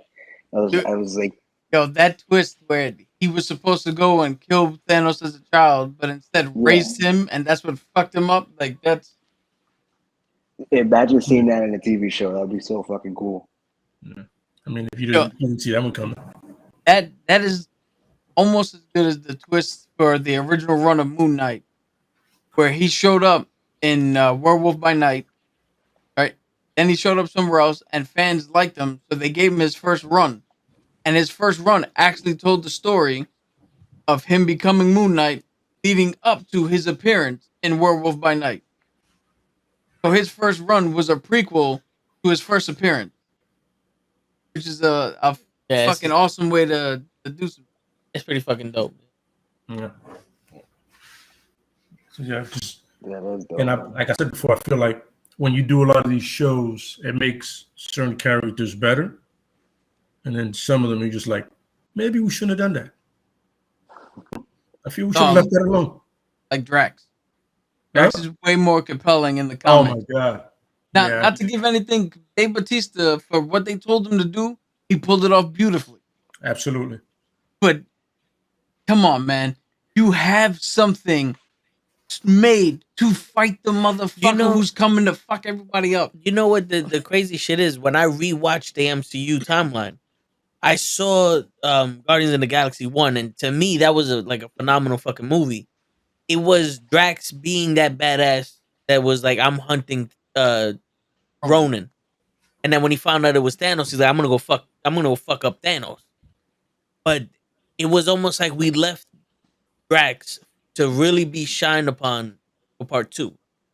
Yeah, And then they was like, yo, part two, we're gonna make that more of a celestial type shit where we're gonna explain the celestials and the power stones and everything else for the MCU thing. If it wasn't so beholden upon them to have them explain the celestials and the gods and keep it to the Guardians of the Galaxy story, I can Mhm. see I can see Drax growing into that Thanos hunter character, because he went from being someone who was looking for Ronan, and on his way to Ronan being like, he's so fucked up that his family died and he wants revenge. He's drunk, and by the time he got Ronan, he was incapacitated with the liquor and all that other shit. Ronan fucked him yeah, up, yeah. and he was looking for his revenge. And when they found it, he's like, you know, I gotta go fuck up Thanos because he's the one killed my family. Hmm. They made him that guy, and then he was a comedic part. But even in Yeah, part two, they held on to that pain that he had, because when the mantis Mantis. touched his brain, he was sitting there smiling, but she started crying because all that emotion he had for his family was there. So it's like you gave us the beginning of a good story with Drax, but you left us hanging. You know, and Yeah, I he didn't get a wish payout. for Endgame there would have been at least one scene of him at least hitting Thanos. Yeah, Yo, like if any I agree with movie, you. At least a scene with one on one, they just went at it yeah, one on Yeah, one straight up. Yep. if any movie deserves like a 4.5 hour fucking director's cut, it's Endgame.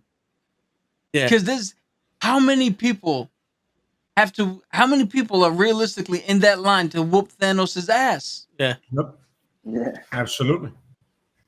Yeah. This yeah. is. And I before we get mean, off the topic of Drax, I just have to mhm. mention because of Guardians of the Galaxy, I started liking Drax, and I'm like, yo, they should come out with a comic book series of just Drax.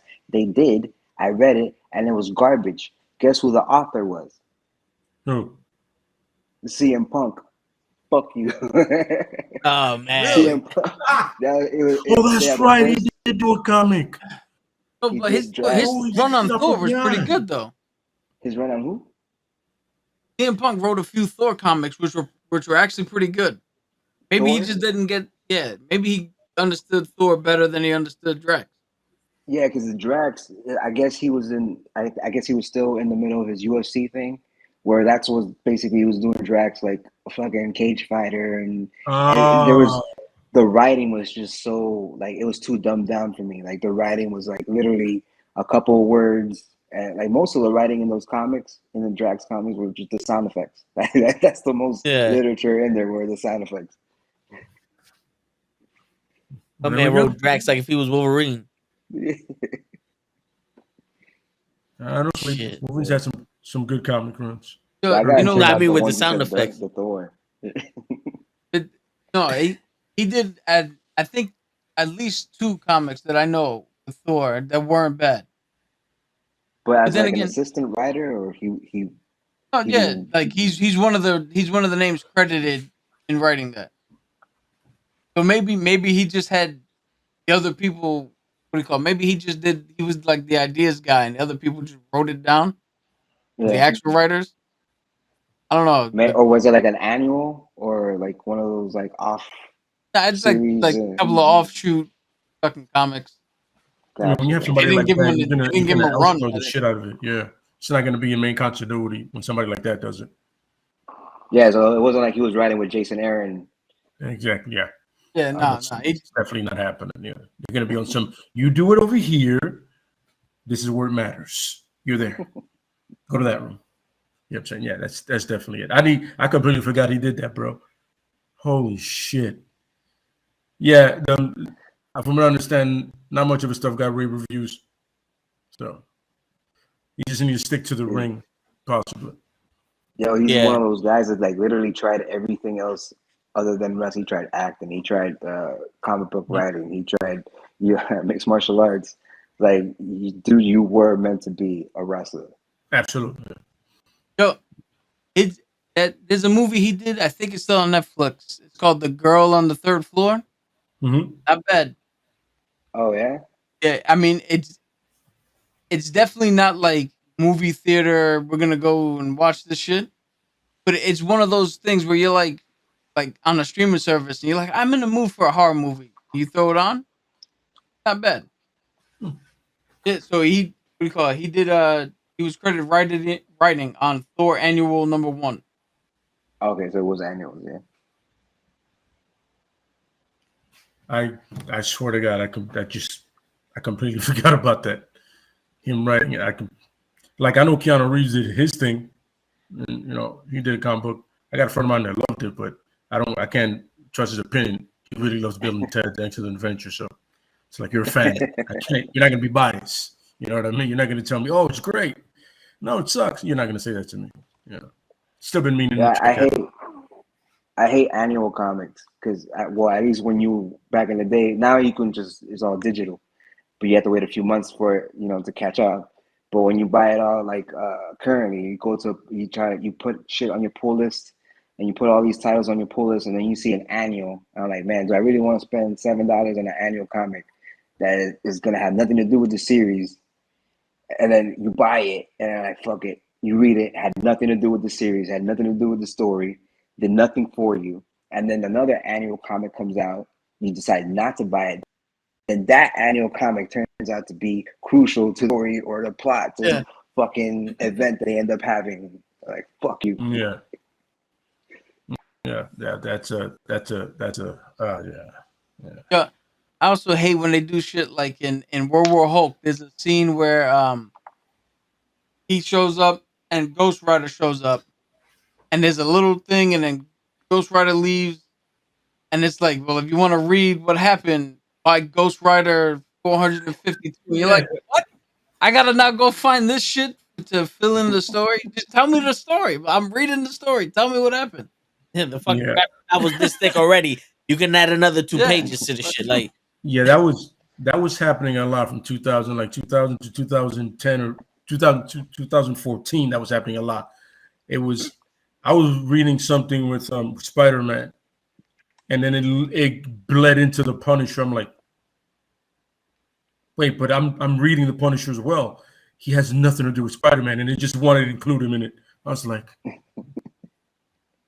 Yeah, so that's one just like Punisher a small comic panel. to get the rest of that story. I'm like, I just stopped reading and said, I don't care enough. I don't care enough. I don't care enough And, to get that one book. I don't care enough right now. And the Spider-Man story wasn't even that interesting. I was just like, I'm reading it. and when they were doing that back in the 2000s, like now, we got, Marvel Unlimited, we got DC Infinite. So it's easy to go back, especially you pay the subscription. It's easy to go back and find those comics. But back in the day, like in the early 2000s, and they tell you to go do that, you're like, all right, well, how the fuck am I supposed to find this comic now?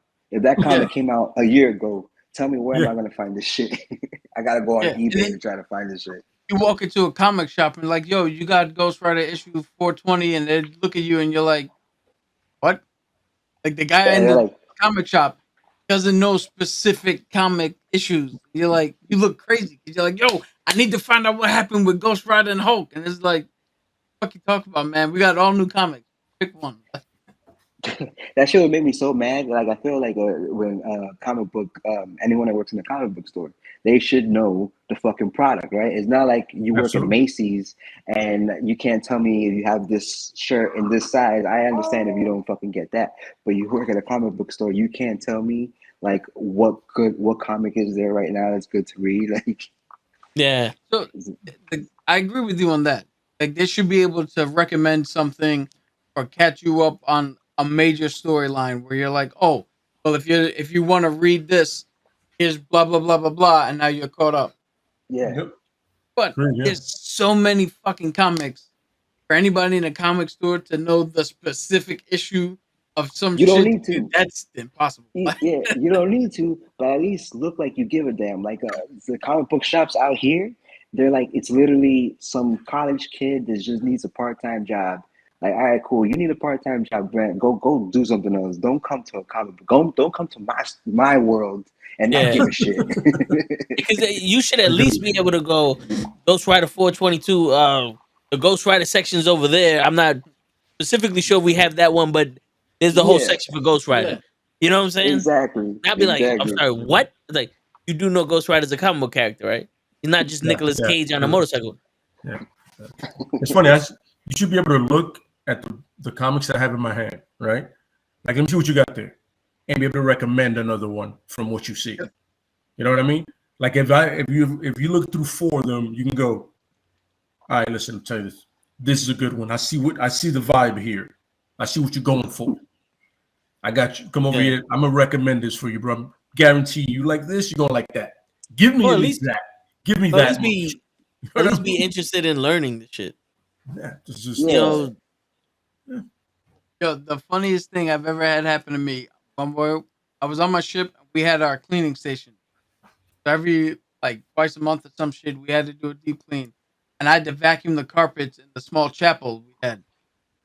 And it was one of the ladies who worked at the chapel. It was a whole bookshelf filled to the brim of regular books, but graphic novels. And I'm vacuuming and I'm looking at the corner of my eye. I'm like, excuse me, you have any Green Lantern comics over there? And she was like, oh, sure. Yeah, I'll go get it right now. And I'm like, cool. I get to take one of these and just read it while I'm on the ship. She comes back and gives me a fucking book that's green. Like, this is what you wanted, the green one, right? I was like, no. I don't want the book because it's green.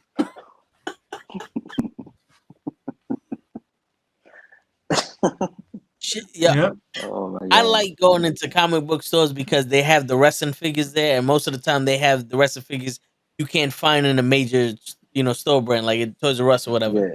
It was one time I walked into one, and I see they had Gallows and Anderson, and I'm like, oh shit, this is one of the newer, series that just came out. So I asked, I was like, yo, do you have such and such because this is the one I'm looking for. Like, I haven't found them anywhere. And my man goes, I don't know who that is. We only get these every other Wednesday. So whatever we get is to put up there. And I'm like, wow, you have exclusive figures here that I can't find in any major brand store. Like, I can't go to Target or Toys R Us or KB's Toys or nothing to find these. But you don't even know you know what, sir? I thank you for your business, but I'm leaving. I Yeah. can't do this no more. Like, I don't give a fuck if the dude at McDonald's, doesn't give a fuck about his job or gives me poor service. I don't care. Like, whatever. You work at McDonald's, but you work at a comic book shop. Like, Yeah. it's like that. It's cool, bro. That's to me. Maybe whatever. Maybe I'm the fucking nerd, but I think that's fucking cool as fuck. It's not something. Not everybody gets to work in a place literally filled with art and interesting stories and fucking toys and all these cool shit. It's like you're not fucking flipping burgers and serving fries. You're not fucking at a department store organizing the fucking shoe section. You're a fucking. It's like working at a fucking auto parts store and going, yo, I need spark plugs, and people are like, what the fuck is that? Like, you're supposed to be the one to tell me, like, what I need. You know what I'm saying? Like, you go, like, yo, this is the area for that. Look at him also. Marcus. Auto shop, right? Yeah. What the fuck are you doing if you don't know what a spark plug is? You have chosen the wrong profession, my friend. Get the fuck out of here. What do you love to do? Music. Go to a fucking music store. What are you doing here? Yeah.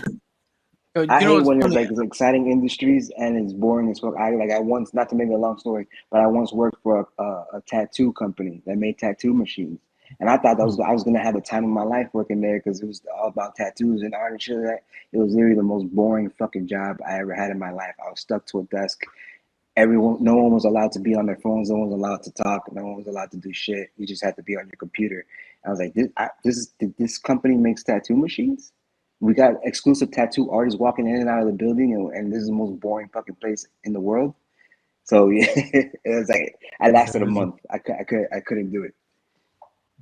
That shit sounds the complete opposite of anything with tattoos. Yeah. It's so weird because, like, if you work in a place like a comic shop, now, Phil can tell you, I'm not the most social motherfucker in the world. But if you don't know anything about comics, cool. You could still build like a friendship or be part of the community, or there's so much other shit you can do in that comic shop that you can still have fun. It's more than just a job. Like, you know how many comic shops I've been into? Yo, I'm looking for this comic. I don't have it. But the dudes at the table are playing Magic the Gathering. I got my deck. Let's go play. All right, we're having a D&D night somewhere. Going in the adventure. Like, the way some people act as if the job they have, they were taken off the street and now forced to work at this fucking job. And it's like, yo, dude, you picked to be here. This shit in here to make it, make something out of it.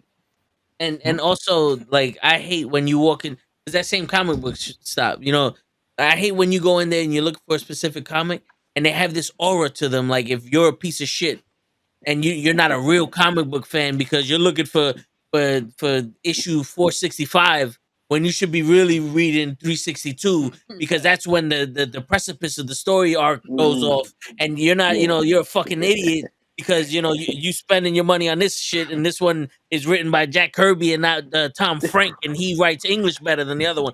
It's like, listen, motherfucker, you should be happy someone walked in this fucking store. You know what I'm saying? Like, you don't need to be like bred to read comic books in order to like comics. I hate those fucking type of people. Like a perfect example. Don't be a mark in that. Don't be a fucking mark. I once walked out of a comic book store. Go ahead.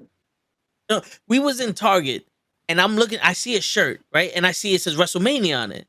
What was it, like WrestleMania 4 or something? And it was Hogan and the Warrior. It was Macho Man and Warrior. It was Macho Man and the Warrior, and I'm like, hold on, wait. That's not WrestleMania 4. WrestleMania 4 was Hogan and Macho Man. WrestleMania 6 was, and this woman, probably our age, turns around and goes, no, yeah, you're right. That was WrestleMania 4. They never fought at WrestleMania. It was SummerSlam.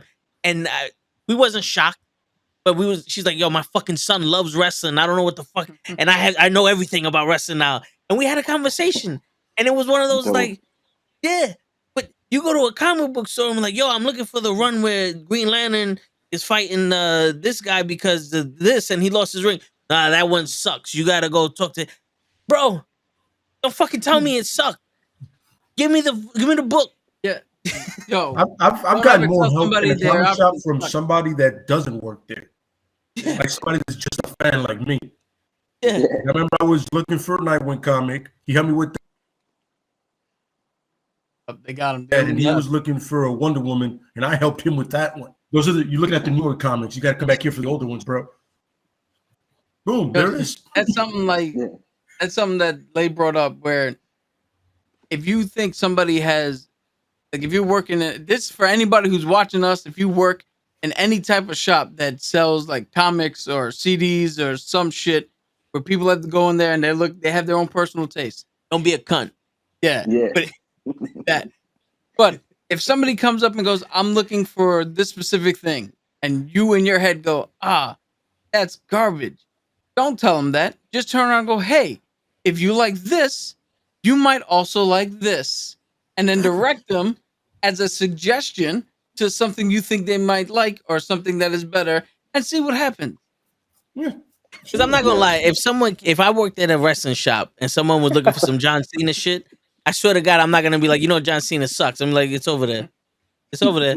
And I'll give Nah. you. No, this is exactly what would happen.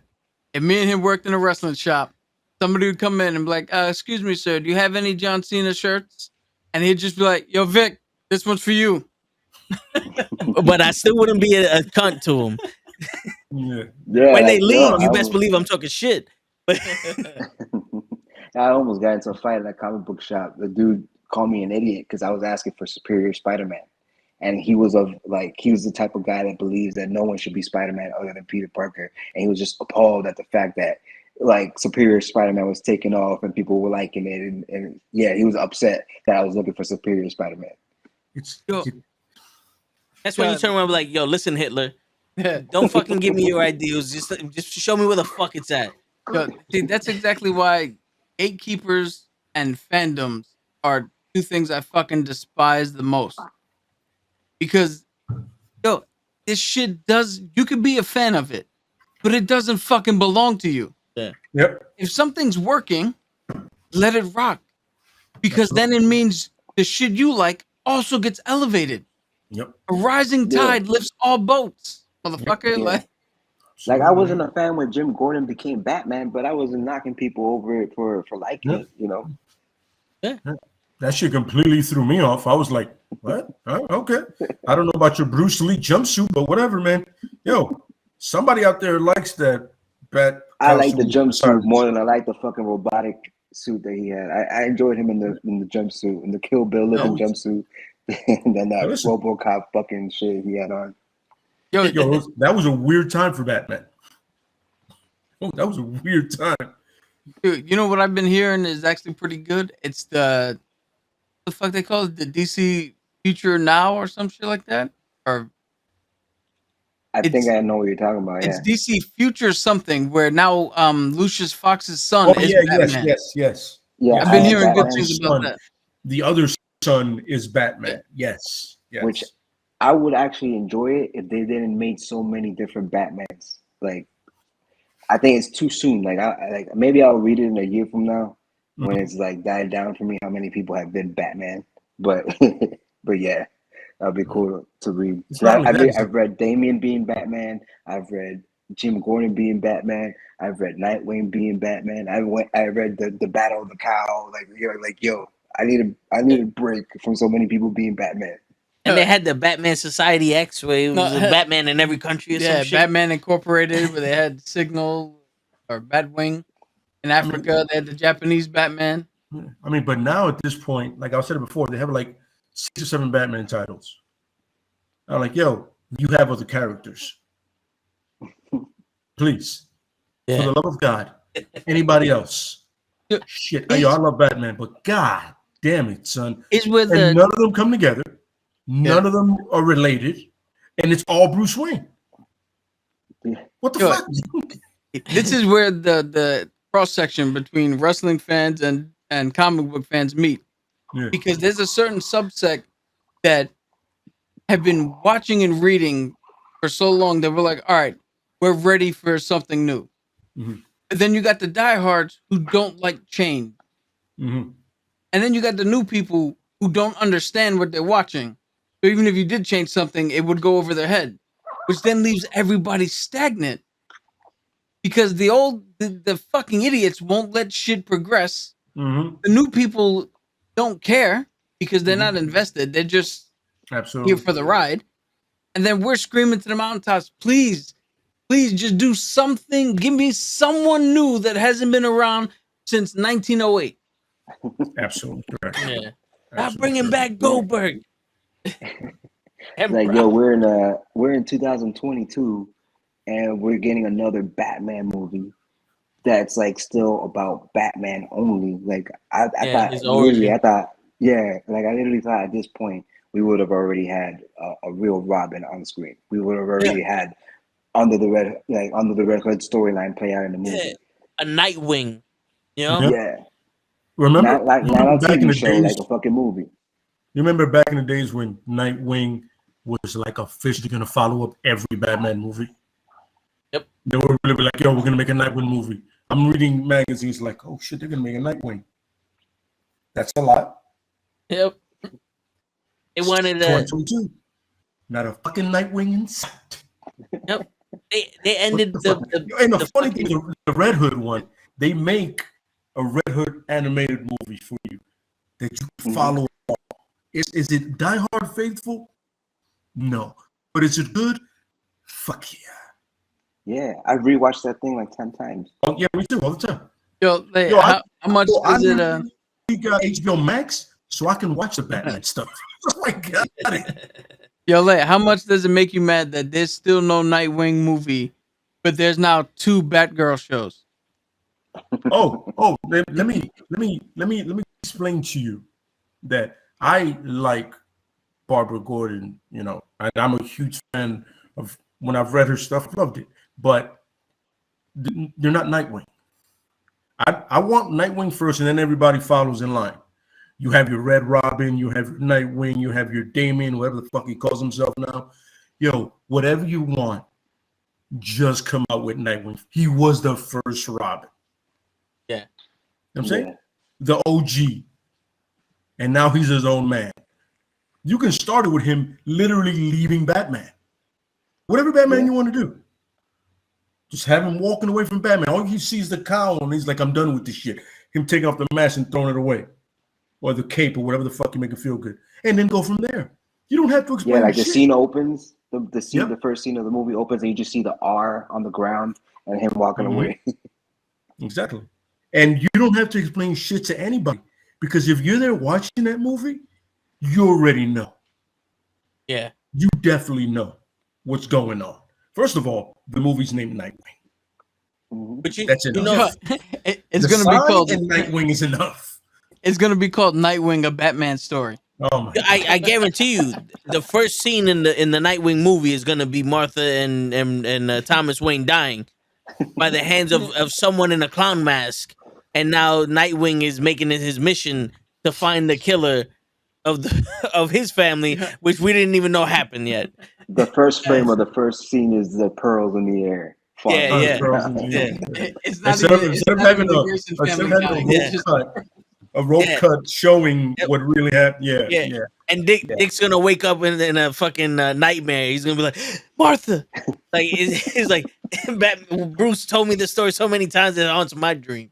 Oh, it's my nightmare now. It's my nightmare. Yeah. Yeah. But that's what I'm saying is, if you're gonna make that, you know who you're catering to right away. You know what I'm saying? With all due respect. I mean, listen, somebody can bring a friend or a girlfriend or boyfriend or, whatever tickles your pickle at that point. Whatever. But the point is, you know for a fact you're there for something. Yeah. You know what you're there for. And DC has like made a moniker of spitting in our faces saying, fuck you. This is the movie we're making. Look at Batman versus Superman in the Justice League. They don't give a shit about explaining nothing. They just said, look, motherfuckers, Superman's in this movie. Like it. There's 87 Batmans. All of them are different. and not one of them is true to form. Like not one of them. Yeah. But hey, like it, motherfucker. You like the Spanish Bane? Here goes a white guy that has a fucking respirator on now. That's good. That's Ra's al Ghul's son. Wait, what? No. It's amazing how you have pretty much the equal to Batman in every possible way, both intellectually and physically, right? And then superior because, well, if he had the venom, not if he had asthma. You know what I'm saying? You could literally make a compelling story with it. You don't even need the rest. You don't need the Bane story to do it. You just need Bane. Yep. But showing Bane is equal or even better than Batman because he breaks him, right? You don't do it in the first 10 minutes of the movie because, no. Fuck that. You know what I'm saying? You build to it. I right? broke your body. Hold on. And I'm like, first of all, I don't know What what do you mean accent that in that the was. first 10 minutes? I How are we I going to know love that he doing was in I a love Sri Lankan prison? no, but I love doing the accent. I don't know what accent that is. Yeah. Nobody that knows that's of any Spanish descent sounds like that. I Not broke a your fucking body. person. I'm going to break your But yeah. spirit. I mean, My favorite so part of that movie is because I at that time I used to hate the shit out of the Pittsburgh Steelers, and Heinz Yeah. Ward almost went down the fucking, almost fell Heinz through the Ward? cracks. Yeah. I was like, yeah, kill Heinz Ward. I don't care what you do, just kill Heinz Ward. yeah, Word. yeah. Oh my god, man! But yeah, it's so much rich history that you could have. Yeah, we should have got a Nightwing movie. I'm not gonna lie. No, for And real, then you yeah. know what's funny? They'll have the balls to mention Nightwing in the Batgirl movie. They'll do Yeah. it. They'll do it. They'll be like, "Who? Dick Grayson? I haven't seen him in years." What did you say? Neither fucking have we. cunt? Did you say Dick Grayson? Yo, you know what? You know what's crazy? You seen the Teen Titans shit on HBO? I tried. Which one? I tried to watch Uh, it. Oh, the The show. show, the Teen Yeah, the Titans. Titans show, yeah. Yes, I've seen it. Yes, I've seen it. Well, the live action Titans one. Yeah. I watched it and I'm sitting there like, okay, I get Dick Grayson is Robin, but this ain't none of the Nightwing shit that Lay told me about. Like, I'm not getting any of this smooth operator, better Batman than him. I'm just getting a poor fucking excuse of a man who can't get over his daddy's issues, and now he needs his father to teach him how to raise a kid that's fucking 19 years old that's the same way you were. Like, wait, time out. First off, you don't smack this kid in the face and go knock the shit off. Like, you're fucking Batman. Every single person you touch is tormented by you, according to this fucking TV show. You're telling me that you don't go up to the kid, knock the shit off. You know what I'm saying? You mentally abuse this fucking kid, but you can't smack him in the face like, yo, knock the shit off before I fuck you up. Yeah. That's the funny part is when you get any iteration of Nightwing or Robin, the biggest people person, the biggest socialite, everybody loves him. They're like, yo, that's the guy to be around. I'll do anything for that guy. In this show, I'm like, yo, I'll stab him myself. Word. I don't give a fuck. Yo, dude, there's nothing about you that's redeeming. Yeah. Like you're mad at the world. Really? That's not Robin. That's not Nightwing at all. Nightwing is the dude you turn to when shit's going left. He goes, yo, I got you, man. I'll back you up. Don't worry about it. He makes you feel good. He doesn't turn around and tell you to go fuck yourself. Yeah, he's never been mad at the world. That's not Nightwing at all. Yeah. I'm about to sign off, y'all. No, yeah, we're going over our time also, but yeah. But it was a pleasure having you, Dream. We definitely got to have you back here. Yes, sir. Yeah, man. Talk some I have to more get on comments it. Every time I watch you guys, I'm like, man, I want to get on, but yeah, responsibilities and shit. Hey man, we hear you, bro. And congratulations again, Yes. Thank you, bro. Thank you so much, man. Thanks for having me on, bro. Anytime, brother. Yep. We're gonna hit that and on that note. Yep. Oh yeah, but Lay, you was gonna. I want to let him finish his thought on. No, just the whole. It was just the Nightwing thing. Is like nothing about that show shows the real Nightwing, man. That's bullshit. Yeah. You know what I'm saying? So if you want the real Nightwing, just read the comics or possibly watch any cartoon iteration that you can see. Like even the Young Justice one, even that one's better than that shit. Oh yeah. Because he becomes a leader and you see it, and everybody's like, yeah, they like Dick. You know what I'm saying? Even when he does some shit like he follows Batman's orders and shit goes left, people are still like, I'm not really mad at you. That asshole. We're always mad at him. You know what I mean? Yeah, that's the way it goes. Yeah. Yeah. I saw that show. I was like, I'm trying. I want to back it up. I want to support it, but it's not good. Yeah. Somehow we're still getting seasons, though. Season 4's coming out eventually. Yo, they gotta justify that HBO Max shit somehow. This is true.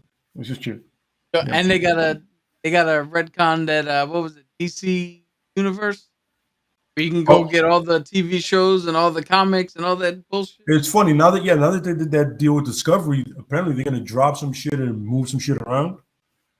But good news is that General Zod is coming back for Flashpoint.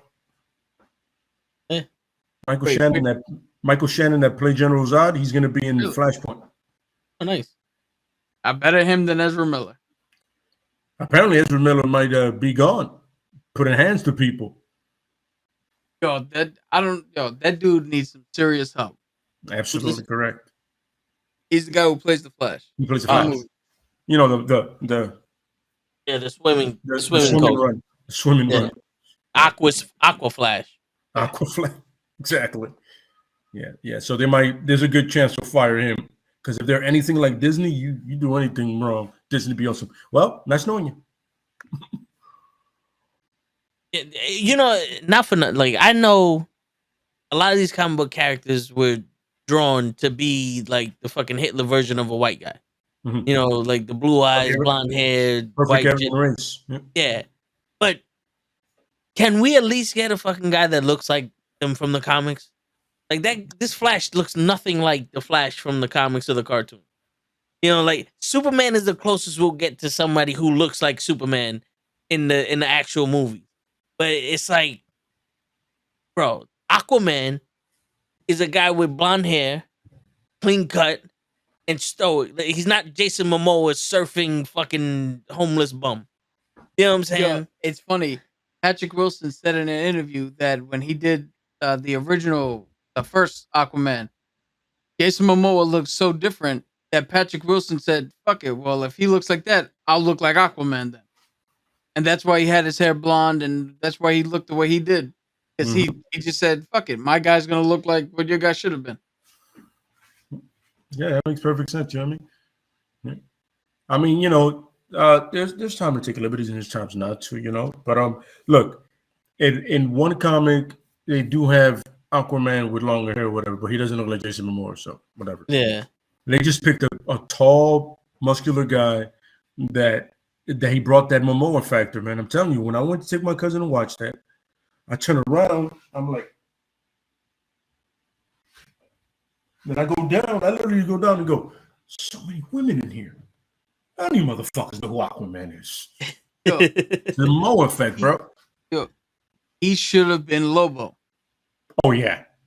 Yeah. He would have been perfect as Lobo. He would have been 100% perfect for Lobo. You know what I'm saying? The main man? Absolutely. I mean, look, they tried to do Lobo in that Kryptonite show. That was terrible. But, you know, they tried. I kind of refuse to watch any, like, Superman shows. I heard the new one on CW is actually really good. Probably the best one out of that one has a great balance of, like, family life and Superman. And, like, only one of his kids, I guess, is getting the powers. So he's going through, like, teenage angst and then almost destroying the world. You know what I'm saying? But apparently the guy who plays him is doing a good job. So, you know what I mean? But nobody likes Lois Lane. Ever. That's what I've read, and people that I know that watch it have told me, like, fuck Lois Lane. And I'm like, seems like it's a general consensus. Yeah. You know what I'm saying? But we'll see. You know what I'm saying? Yeah. And hopefully they do fire Ezra Miller. We'll be happy. You know what's crazy? Lois Lane is kind of like a toe in the show topic. If we're gonna get into her, you know what I'm saying? Like, it's weird, bro. Like, it's like, you have Lois Lane in your life? Yeah, it's like you're literally Superman. Can do anything. Fuck is Lois Lane doing? Like, what the fuck is she doing? Lois Lane is doing what Superman can't. Killing fucking Doomsday? Dying? I don't know what that statement means, but women empowerment. That's it. You probably made one of the most accurate statements of this time. Because you're doing stuff, but I don't know what it is. So you just letting them do it? Yep. That's what it is. That's your generation, baby. What the fuck is going on? Man. Yeah, and on that note, yes, brothers. It's your friendly neighborhood knucklehead signing out. Peace, everybody. You always got to